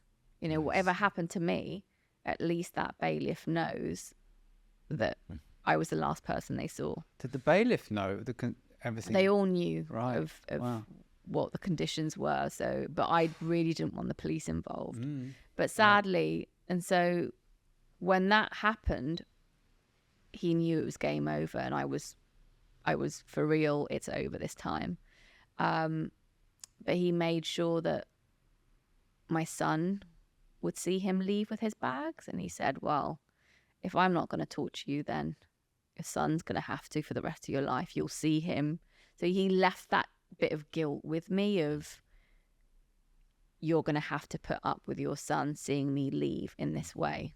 Did he leave the same day? When was it? Yeah, Right. Well, yeah. It was instant. And then I told my family, because I knew that if I told anyone else, I might be kind of convinced to stay with him again. And So nobody knew you were orchestrating this plan. You did this all yourself. completely, I'm pretty sure it was the Reiki that gave me the power to do it, because I don't know where it came from. To go from being so fearful and not being able to do anything to actually doing all of that and finding that power within. I just knew that I didn't want to spend the rest of my life in that way. So you get divorced, and then you go through, you've got to kind of now heal from this as well, yeah, and everything else. And you're going through that process, and then there's a moment where you decide, okay, I need to do something about this, because you couldn't really, could you speak at all? You couldn't speak really. No, so, you know, in Reiki or any forms of energy healing, your chakra that's kind of connected to your voice and confidence and speaking your truth is your throat chakra. Yeah. And all those years where I'd not spoken my truth and I'd not said anything, you know, all this was happening around me. I didn't have a friend to tell. I didn't have anyone to speak to. I did it all secretly, and I went through it secretly, but I'd hold the emotions in. And eventually I had a lump the size of a golf ball that developed on my throat, which is nothing connected to my thyroid. It was just a lump. And I'm sure it was a lump of emotions. That came out physically, but also when you lose your confidence in your voice and you're that fearful, you physically can't speak. I'd forgotten how to speak because I'd not spoken properly for so long. I didn't really know how to interact properly. So I decided I've got to find a way of finding my voice again. And I found an evening class, which was drama, vocal skills. And I used to love drama as a teenager. So I signed up, and my mum said, right, I'm going to babysit. You're going to this. You need to sort yourself out. And I went to the first session, and I'll never forget. All I remember is this beautiful woman with a massive smile who just said, "Siva's mum." And I walked in and kind of looked up and went, "I'm really sorry. I don't know you." And she understood where I was coming from and said, "I'm Siva's teacher. You might not have seen me." But it was the second teacher from his nursery that I didn't know. But then we went through a 12-week course of doing all these practices. And then we wrote a monologue. So I wrote a monologue on Alex and my childhood. And then she made us perform at a monologue slam on stage with people. It's like a competition. It was an actual competition. Yeah. I was petrified. But I did it and I won. Wow. I was like, what? I've found my voice, but I've actually gone on stage and performed and I've managed to win. I don't understand how. But it's that moment that I realized actually no one else in the world is going to help you rebuild yourself. You just need to find the tools to slowly start rebuilding every part of you. And I did, one day at a time. And I chose the particular areas that I would rebuild one action at a time. And, you know, I was a single mum. I was ill. So I thought, I need to make sure that I've got a good job with a secure salary that will be able to look after me and my son. So I ended up doing like digital project management, and I ended up working with a asset management firm. So it was in the city. It was very secure. We used to get bonuses every year. I was like, I quite missed them. So You had your own money that you were earning. Exactly. So the confidence was slowly starting to kind of rebuild, even though it would creep in at times and I still wasn't fully healed. I was doing the right things. I was looking after my son. I had my house. I managed to buy myself a place, and slowly, everything was kind of working. And then something critical happened that really changed my course and direction in life. In the world of the corporate world, they kind of make you do personal development courses. I can't remember what it's for, but you have to kind of check that sheet. And every year you have to do something. So for me, I decided, okay, I'm still not amazing at public speaking. I can't do presentations. I hate it when I'm in a meeting and everyone's kind of like, what do you want to say, Taban? I would fear those moments still. So I thought I need to do something with speaking. So there happened to be a presentations course happening at work. So I thought, right, that's the one that I need to join. And I walked in. It was a small group of us. So we all worked together in the company, but everyone's from different departments. I think there's about 5 or 6 of us. And I walked in and we all sat down, and the coach, Julian, he wanted to see where everyone was at. So he said, right, you all need to stand up and just give a 5-minute talk on either what you do or something that you're interested in. I thought, my turn came and I could feel my heart racing and just not wanting to speak. And so I just stood there like frozen, talking about social media and digital marketing. And that's because that's what I was doing. And Julian just looked at me and went, Taban, wait, just stop. Went, yeah. Can you talk about a memory? Doesn't have to be your work, doesn't have to be interest, just a memory. And then, because I was put on the spot, I don't know what took me there, but I started describing my journey from my grandmother's garden to being taken to prison. Wow. Just that snippet. And I started talking through it so detailed. I was just describing what was in my head. And then the 5 minutes was up and I stopped, kind of snapped out of it. And I looked around and everyone's jaws was like, and then they also looked confused. And Julian said, Taban, is that a real memory? And I went, oh yeah, it's my childhood. He went, what? And then it's that moment that I realized that I've never really spoken about it in detail. I've never really told anyone. And you're what age at this time? Oh, I would have been late 20s. Wow. Late 20s, or maybe even early 30s. I was a lot older. So effectively, since that moment where you pushed that girl, 2014. 2014. April 2014, exactly. The moment you pushed that girl after she said Saddam Hussein, your father, and you thought, right, just don't talk about it. You really haven't mentioned it for those over 20 years. I've never really spoken about it. No, I just, if anyone asked where I was from, I'd say I'm from Kurdistan and then go into the Kurdish history, but I'd never really gone into my history. Wow. And so for me, I just realized I've never really spoken about it.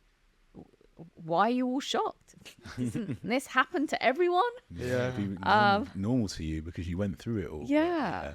Very, very different to what pretty much anyone would have experienced living in the UK. What everyone would have experienced living in the UK. But it didn't feel like that because by this point, I'm a Londoner. And I feel like a Londoner. And I'm there going, but isn't this everyone's childhood? We all have something traumatic. I just didn't realize how distanced it was from the life that I was living. And in the same period, I was asked to do a talk at the House of Lords. Was it the same week this happened? I It was 2 weeks after. 2 weeks after. 2 weeks after. Right. I mean, I don't know what are the chances. Thank God for Julian. 2 weeks after, I was asked to do a talk at the House of Lords on Genocide Remembrance Day for the Kurdish genocide. And I remember going to Julian and saying, by the way, Julian, that was a snippet of my childhood. I've been asked to do a full talk in front of 200 people, like MPs, lords, ministers, and like survivors. I've never done this in my life. I don't really know what to do. Up until a few months ago, maybe you couldn't even speak. Yeah. Yeah. Yeah. Yeah. I've gone from that to this. I don't think I can do it, but I feel like I should be doing it. What do you think? And he just said, Taban, you need to do it. You have to do it. And all you need to do is just describe what's in your head. Like you did. You just describe and see what you see. So I did it, and it got a standing ovation. And for me, that was a key moment, because what it did is it made me realize, wait, why am I not doing stuff related to my past? What am I doing? And then all the questions started whirling in my head, and I didn't really have anyone to ask. So I decided to ask my CEO. And You decided, so you wanted some advice on what to do. so after that talk, So you knew, was that the moment you thought, I've got to do something different. I've got to do something about this. that moment on stage with that talk made me realize I need to be doing something that's connected to my past. Wow. I'm not there yet. But because of all the trauma and the marriage trauma that I had, it was all a bit blurred. And I didn't have anyone to really ask, because I'd not really built my circle of friends massively. And for me, I worked in that organization, and the CEO to me was a visionary. It was the only visionary that I knew. But had you ever spoken to him or had a meeting with him before? He's such a humble CEO that he would often walk around with his tie up his shoulder, and he'd say hello to people. Said hello in passing, but he says that to everyone. Yeah. I've never had a direct working relationship That's with the him. only Never had a interaction. meeting. So the only interaction is when he says hello to everyone, just in amongst everyone else. But he had heard about my talk, because Right. some of the people from that course had gone to the talk, and then it kind of went around the office. And Sure. so he knew from that. But realistically, for me, in that point of my life, he was the only visionary that I knew. And I don't know what it was in me, but something just said, he'll have the answer. So I requested a meeting directly from him. And it was accepted instantly, like, yeah. And Or on the work calendar or well, something? I didn't know how it, so I sent an email and said, can we have a meeting, please? And he said, yes, sure. And then I think it was the PA that arranged it. And then the day came that we were going to have the meeting. And I remember going in to lunch with another MD and going, what the hell am I doing? I don't even know what I'm asking. I don't even know what I want. I haven't got a clue why I've asked for this meeting, and now I feel so stupid for doing it. But she said, no, you need to go in, just say whatever comes out. So I went into the meeting and I sat down and I looked at him and I just went, Hendrik, this isn't even a work meeting. I think I just need some life advice. And I said, you know what I've done in terms of the talk? I feel like there's something I need to be doing more, but I don't know what it is and I can't see it. And he turned around and just said one sentence, which completely changed my life. And it was, Taban, you're too special for that corner desk. Can you please just go and fly? And I looked at him. I just couldn't understand, or I couldn't believe what he'd said. And I thought, wow, he must see something that I don't see yet. I've got to trust this and I've got to believe it. So I did. Summer 2014, I handed in my notice. And How long after that he said that did you hand in your notice? I think it was maybe about a month. Okay. because I ended up finding a job in Kurdistan. Oh, wow. This is in the height of ISIS going into the region. And what were ISIS doing to Kurds? So ISIS was so they've kind of gone and caused all the conflict and displacement from Syrian side, and then all the humanitarian displacement that was happening in the northern Iraq, so the Kurdish region. But then they were coming in and taking Kurdish regions. So Sinjar was taken, Mosul was taken, so many other regions were just being taken by ISIS. You had 2.6 million people displaced overnight. Wow. You know, the Yazidis, it was a genocide against the Yazidis as well, where they took over cities, just completely killed everyone on the spot. A lot of the women were taken, sold on as sex slaves. It was horrific. So what they were committing was horrific. It was war crimes on another level, but it's not a state, like an asymmetrical war that's happening. And I was quite oblivious to all this happening because I worked in the city, and I'm going back. But I knew that it was the only time that I could go back because my son had finished primary school. And I thought, okay, well, year 7's okay, but not much is going to happen in year 7. Yeah. So I decided to go back, and everyone thought I was crazy. Single mum, taking her son, going to what is a conflict region. Because And you're taking him with you? I took him with me. Oh, right. So took him out of school.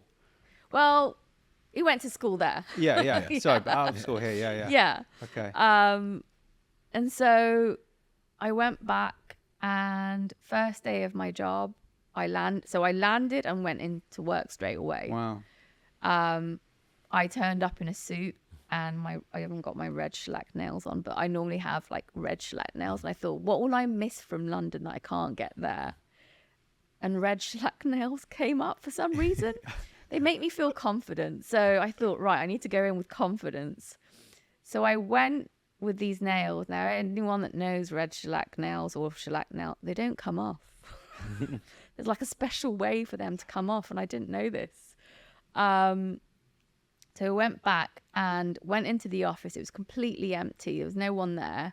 And knocking on the doors, I had my heels on, my suit, and my red nails. And this lady walks in and says, "Who are you?" I said, "Oh, I'm new. Do I get any training, or like, does anyone give me an induction?" Yeah, what's happening there? She said, "No. Take your shoes off. Put these on. Take this off. Put this t-shirt on. We've got to go to a distribution." And I'm there going, "What?" And we went to a distribution. So people were being displaced but being housed in like schools or derelict buildings. What's a distribution? Humanitarian distribution. So at the emergency, it was food. Okay. Food, sanitary items, basic living products, basically. Yeah. Water. So you go there, you're now in trainer's t-shirt with shellac nails With still. my red shellac nails, and I'm just there with my hands because I'm like, oh my gosh, I can't believe this is happening, and my nails are red. That's the only thing that was running through but it saved me. So here's the reason why I mention it is because it saved me. So we went to the distribution, and it was in a school, and I walked into the school, and I was instantly taken back to prison. Like there was something in me that just went shh, because it was packed. It was absolutely packed with people, and their eyes were the same eyes that I'd see in prison. So really scared, really fearful, like you've just given up. There's no point in anything. The food you're giving is irrelevant because they don't want to eat. Like I was instantly taken back to that moment. And then somebody just shook me and said, "Taban, come on, we need to distribute these items." And then I woke up and realized, okay, I need to get to work. You're there to help. I'm there to help. And halfway through, this journalist called me and said, "I need to get on those helicopters. Can you please arrange it?" And I went, what helicopters are you talking about? And this was the helicopters that were delivering aid to the Yazidis trapped on Mount Sinjar. And so we managed to get a helicopter 10:30 at night, and it was So we went in a pickup truck. I didn't realize I could get full security, be fully protected. I was a bit naive to everything, and I guess it saved me in a way, that naivety. We went, and because I'd landed with my auntie, I asked her to look after my son. I said, you're not allowed to tell anyone. I'm going somewhere for work. I'll be fine. I'll be safe. But I just need you to go and get me nail polish remover to get rid of these red nails and a scraper. That was the weirdest request, but she went out and got everything that I needed. And then our family driver took me over and took me to the charity driver and the journalist. And he almost just did not want to hand me over because he's like, your life and safety is my response. I can't just, where are you going? I went, don't worry, don't ask any questions, we'll be fine. But this was in the middle of ISIS taking over all the regions, and it was 10:30 at night. So for Still your first day. Yeah, Still your yeah, first yeah. day. I think we were going into the second, but still that day. Do you feel like that danger just didn't affect you at this point like it would a normal person? I still don't think danger affects me because I've had the extremities of danger, which has almost become my normal. And silly things make me scared, like insects and birds. Fireworks. Yeah, Trigger. yeah. So things that are very extreme don't scare me.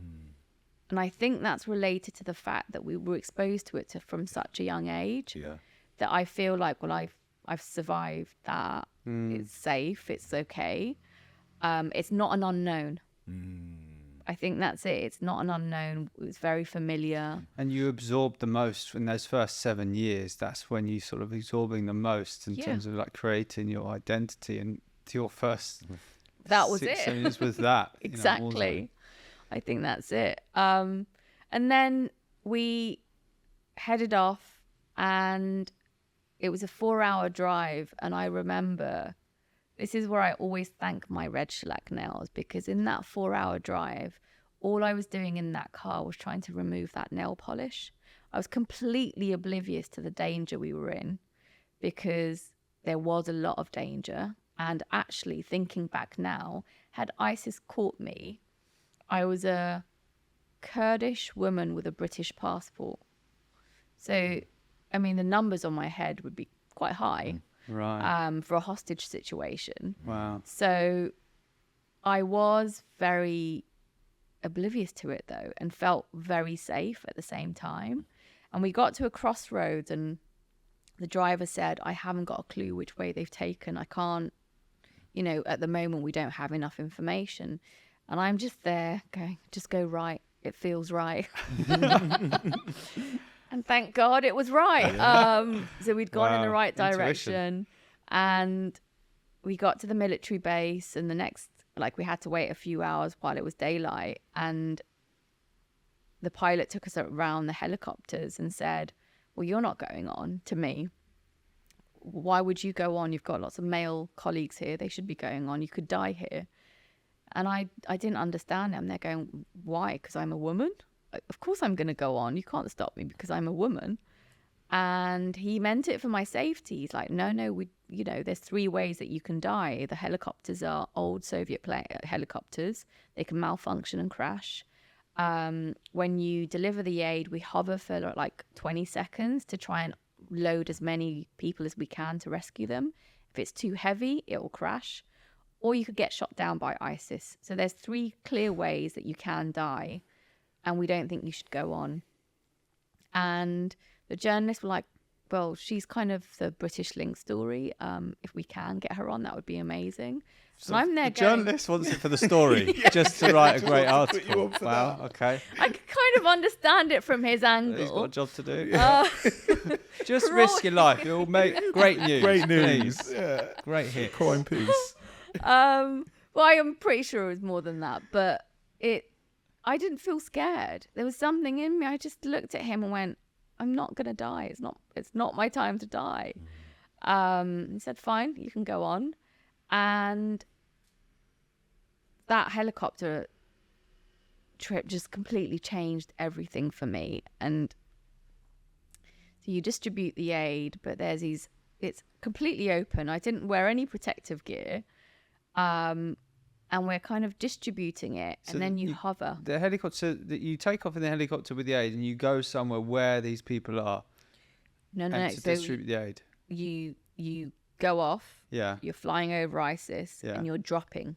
Right. You can't. Okay. You're literally dropping, Just dropping it into places, hoping they'll get the food. And so you'll see groups of people. The mountain's very big, so there was like thousands trapped on there, and it was the summer heat. So they didn't have any shoes, they didn't have any water, they didn't have any food. So we were throwing these packages, hoping they all land, especially the water. And, you know, you just throw them. And then when there's a flat plane and you can see a large group of people, the helicopter goes down and it hovers, but it can't land because there's nowhere for it to land. So it hovers for about 20 seconds. And people, that's when you see life. That's when you see people that are just so scared of death that they're desperate to stay alive, and so they scramble on. And all I could think about in that moment, it happened so quickly, was the helicopters had machine guns. So when you're at the air, you fire the machine guns to kind of deter ISIS from firing at you, so they know you've got arms.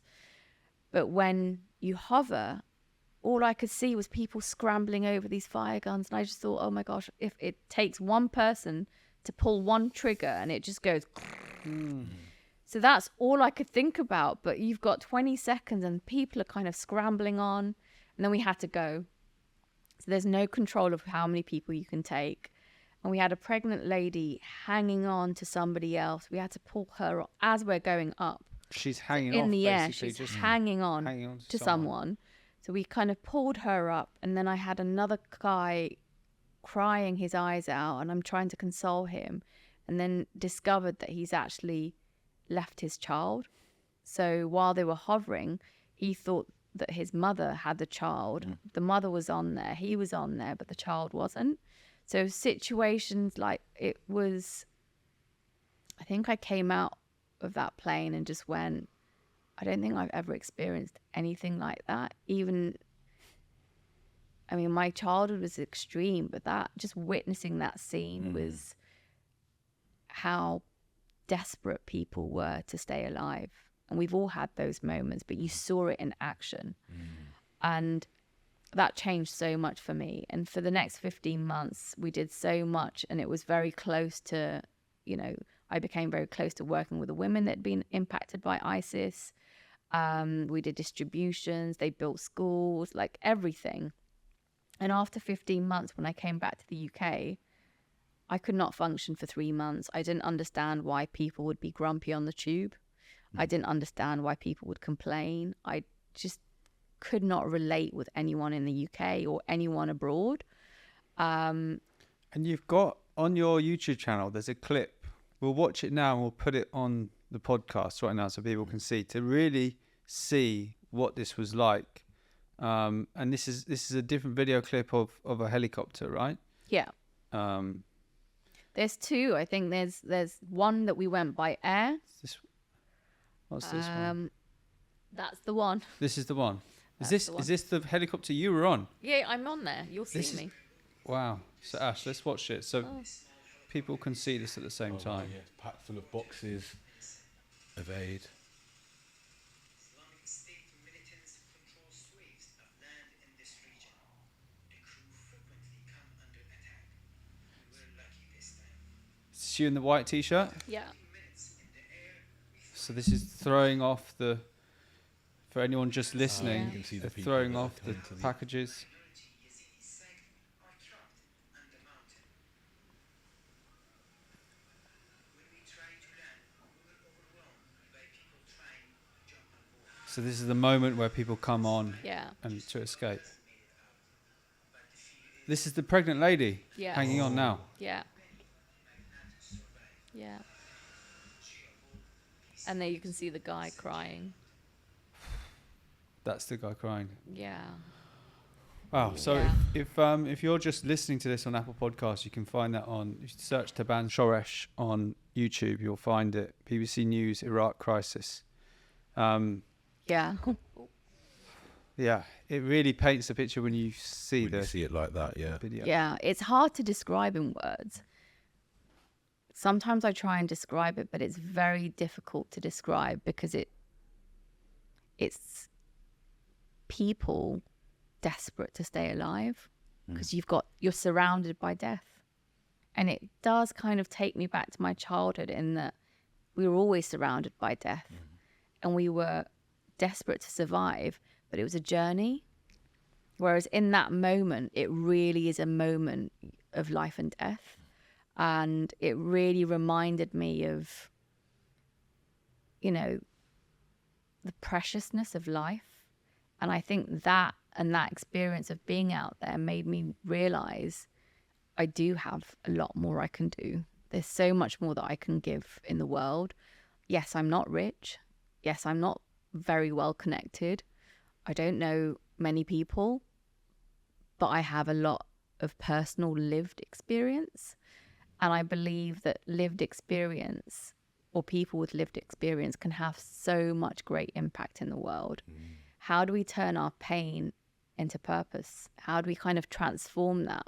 I can go the other way and let that pain consume me. But actually, what can I do that's purposeful, that will create impact?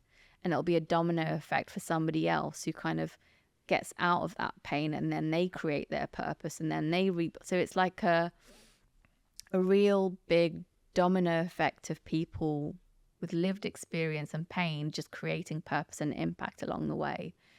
And I knew that I had that drive in me as soon as I came back to the UK and very disconnected. I didn't know how, but I knew why. And I decided to set up the Lotus Flower and I registered it. Like, you know, at that time, I don't think you could have registered for the Charities Commission. I didn't know how to do it, but I read up, I did the Google searches and went, oh, I can do a limited company by guarantee where the charitable profits go back. So I'd figured that much out that I could do instantly. So I registered it and completely and utterly believed that the rest would come. And it did slowly, but it was a slow journey. It was a slow burn. But that drive and that passion never, ever died. And it's kind of got us to where it is now, where it is unbelievable compared to where it started. And it's living proof that actually helping one person can have a massive impact. Because had it not been for Amnesty International that took my dad to be here, and those organizations that helped us when we were children, then I wouldn't be doing what I'm doing now. Yeah. Really.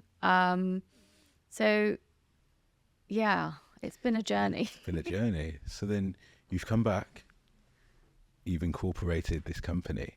What happens next on this journey? So I found my first regional manager. You know, even though, you know, we registered it, it's always been a charitable project. And so we looked at the most efficient way for me to make it work without having any money. Didn't have any money. So I still continued to work full time. I worked my day jobs full time. I got a contract role. I figured out that if I do contract work within charities, then at least I'm learning on the job while doing my other work as well. So I was getting paid for learning and doing really good work for them, but also learning where they were going wrong, what they were doing wrong, and what things I could improve on. And I found my regional manager and we asked the women. That's the thing that we did differently, is that I didn't go in there and go, actually, this worked for me, so I'm going to implement it for you now. We actually went to them and said, what do you want? What is missing from your needs? And they all came back with, we've been through this traumatic experience. We've lost our husbands. We've got no access to income. I need to support my family. Help me support my family. What can I do? And it goes back to that financial independence of giving women that confidence and that strength to be able to look after themselves and the family. and it changes their position in their community completely. So they asked for a sewing project, and so we called it Sewing Sisters. But I thought, oh, not another sewing project. How do I close the loop in this? So we started bringing contracts from outside the camp into the camp to make sure that they actually had an income, and it wasn't just, we're handing over a sewing machine to you. And then we helped them with mentoring. And then for the next year, we worked with what we didn't have or what we had.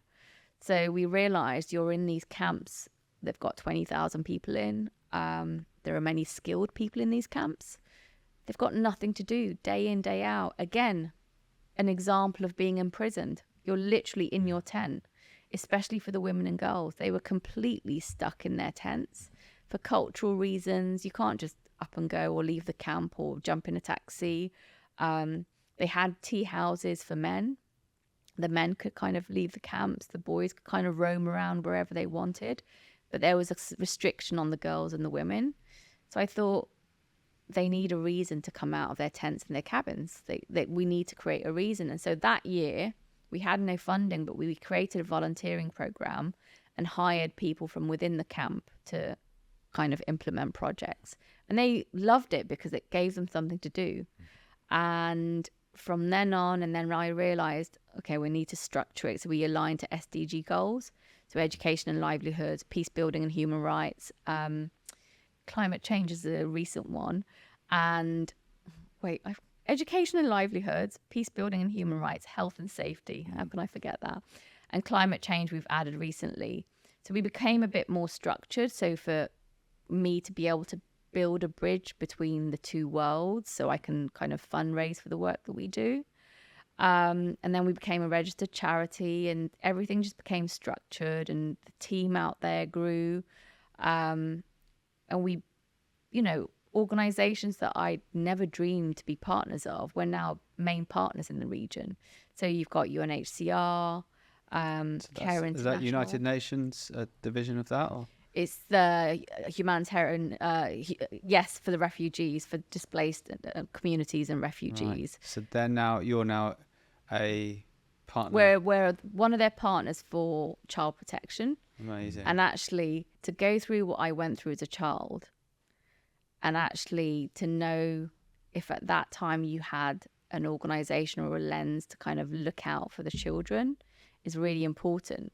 So for UNHCR to be looking after refugees and displaced communities around the world, but then for us to be taking that child protection project and making sure that children are protected and safe is really, really something close to my heart. So I'm so happy to have a partnership like that. But then we do a lot of livelihood projects, so economic independence for women, helping them set up businesses, peace building. We train peace mediators from the grassroots levels because we know how conflict really impacts communities and the breakdown of communities.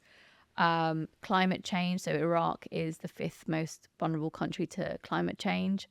And we need to start thinking about projects from now that will help the region, not just there, but globally. And then mental health. So mental health is a really, really big, important one. But what we found is that you've had this community that's been 2.6 million people displaced overnight, but with really traumatic experiences.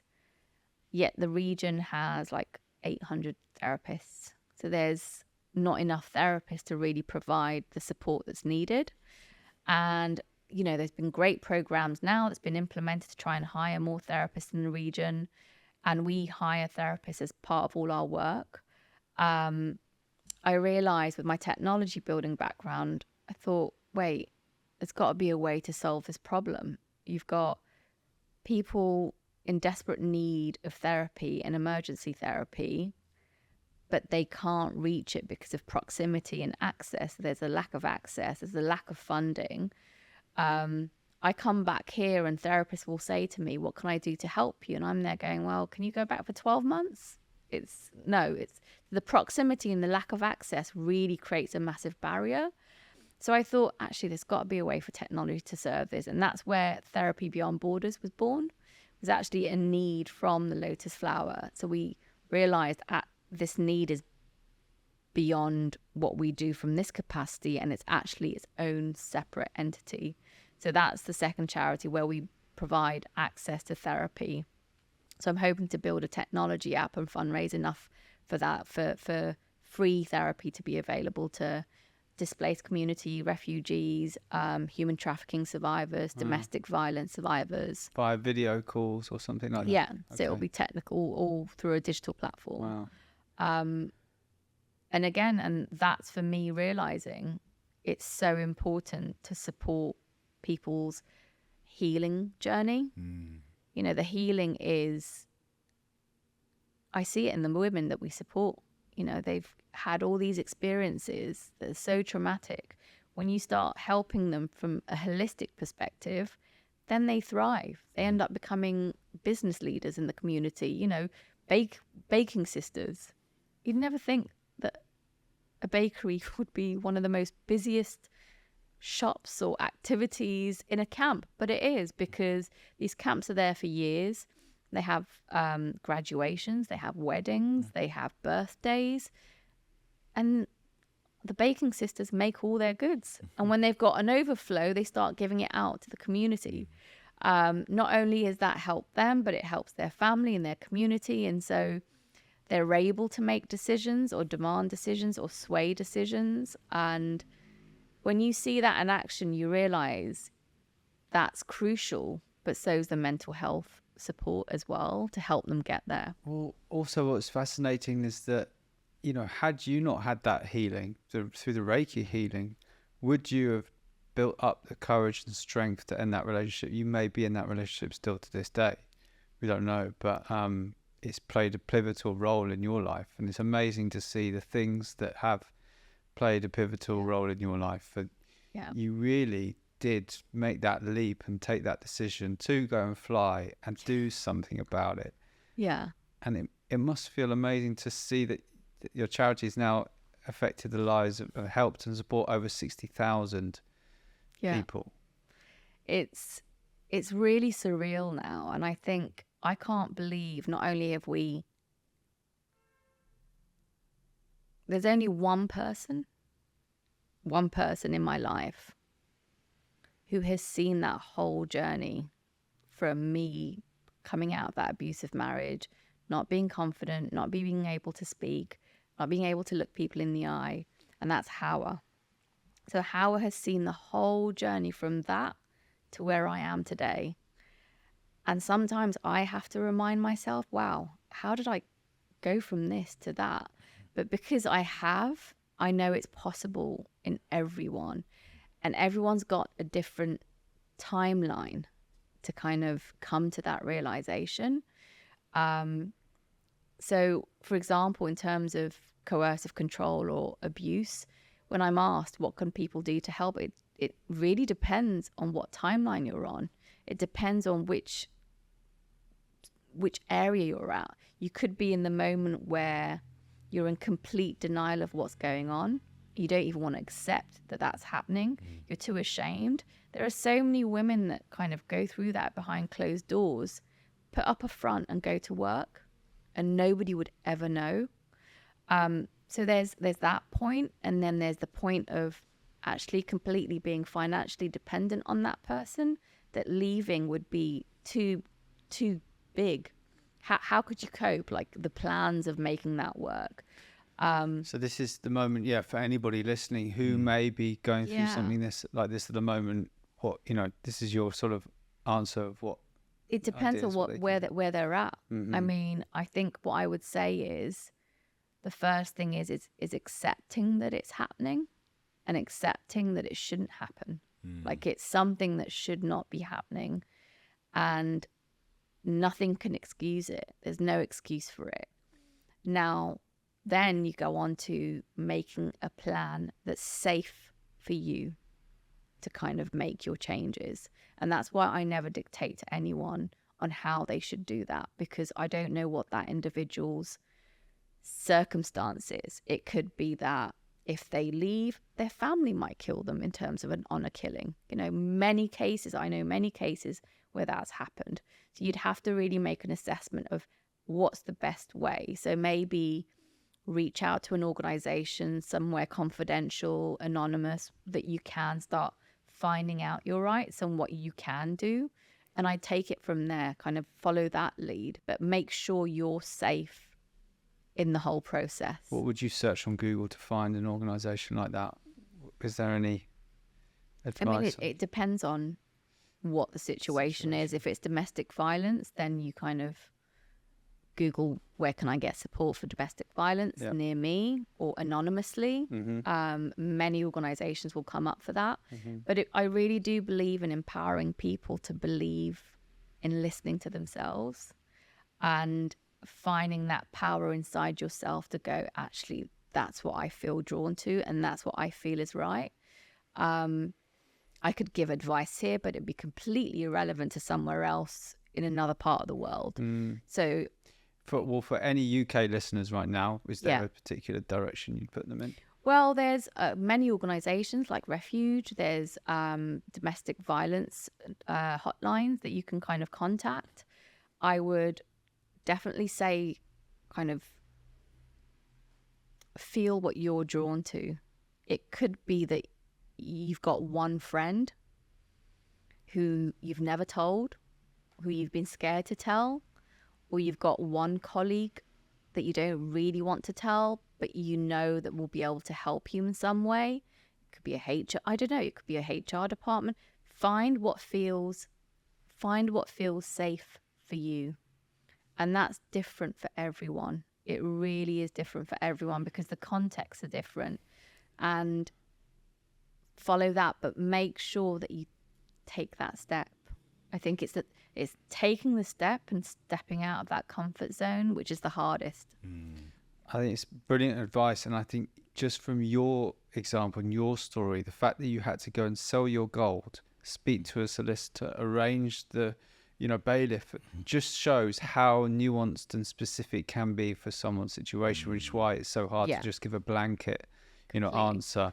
But I think what you've shared there gives some ideas of directions, people can take. I do. I think, and because I work with women in so many different contexts, it's just so different. I could never give a one blanket answer for people because I don't believe it works that way. No.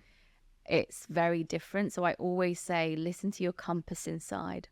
Your compass knows what you need. You just need to be brave enough to listen to it.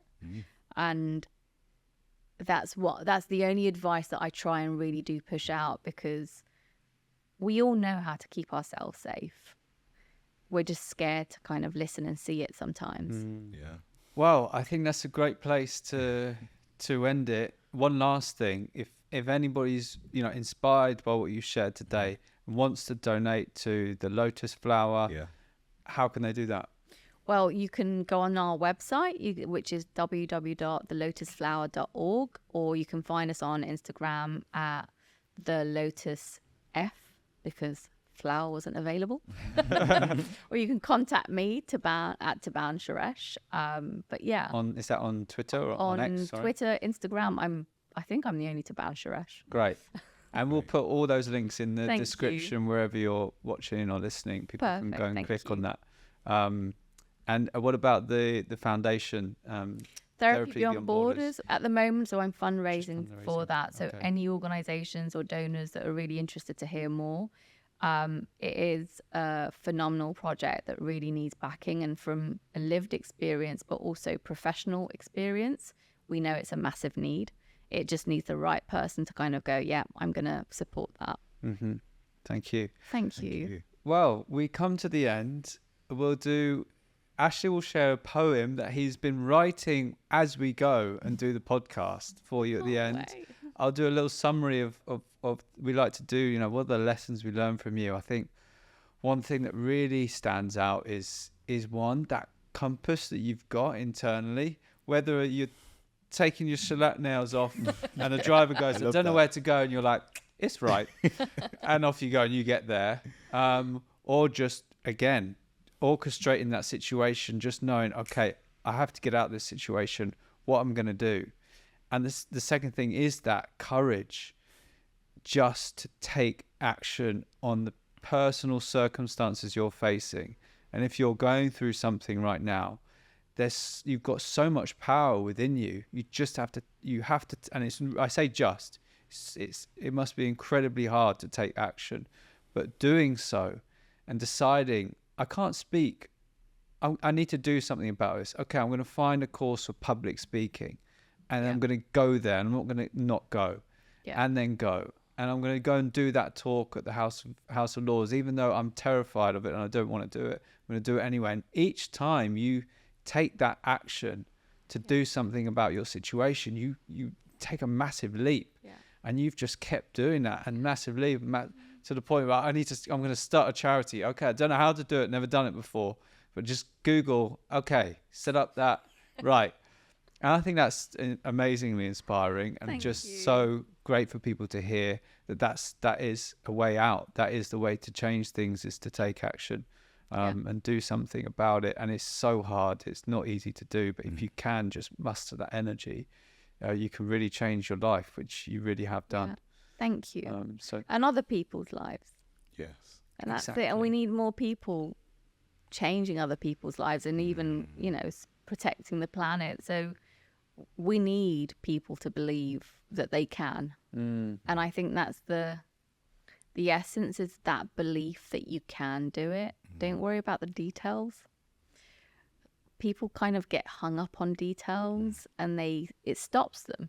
So I try not to. I do listen to that compass, because I know that I don't want to think about it for too long. The moment you start thinking about something for too long, you talk yourself out of it. The overthinking. That's it. Yes. One last question before the final poem. We've talked about the past. One question on the future. Given everything you've been through, what change do you want to see in the world in the future for humanity?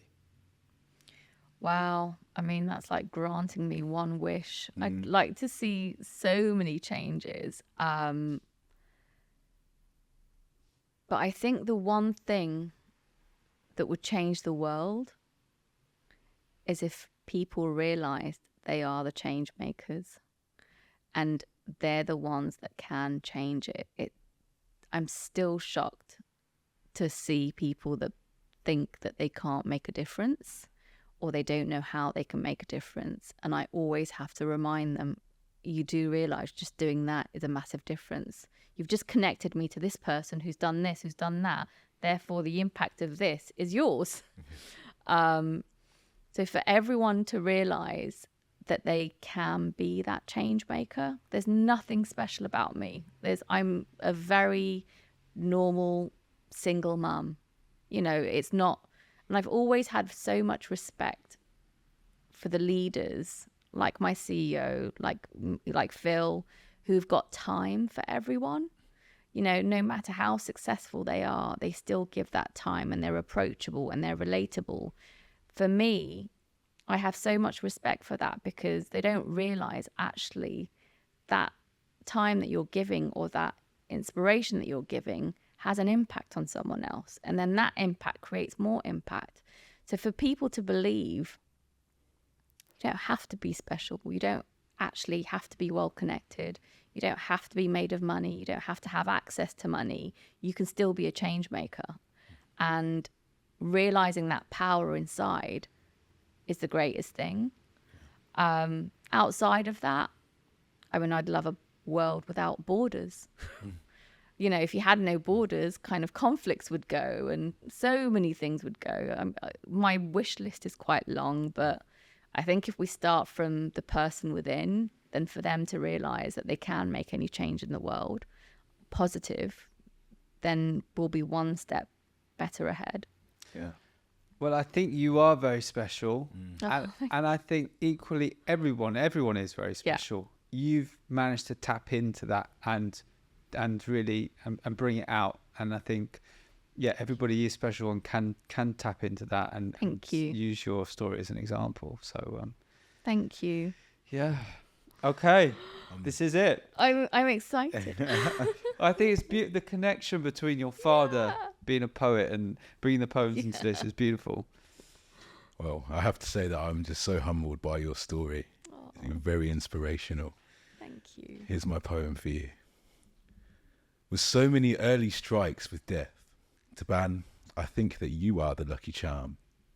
Against all odds, your early life prevailed without too much physical harm. Then under threat of wanting to end your marriage and bring shame on your family's position, you overcame that abusive marriage that began all by a hasty decision. Finding the tools to rebuild yourself, one day at a time, you got yourself to a place of true stability. Then after speaking at the House of Lords, realised the power of your story and that it needed more visibility, turning pain into purpose to create and drive that domino effect. From surviving war to going back to humanitarian issues, I'm not sure what could stop you, apart from perhaps a few creepy crawlies and insects.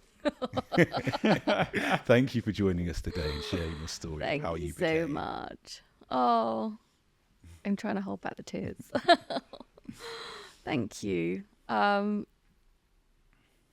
I think I need to hear that a few more times to let it sink in, to kind of accept that's my life. It's been a very surreal journey, and I kind of feel like I'm only just beginning, because it's the first time where I don't feel like I'm in prison. Like, for many scenarios, I actually feel like I can breathe now and just get on with the work that I need to do. So thank you. I'm looking forward to all the work that continues. Oh, Thank you. thank you.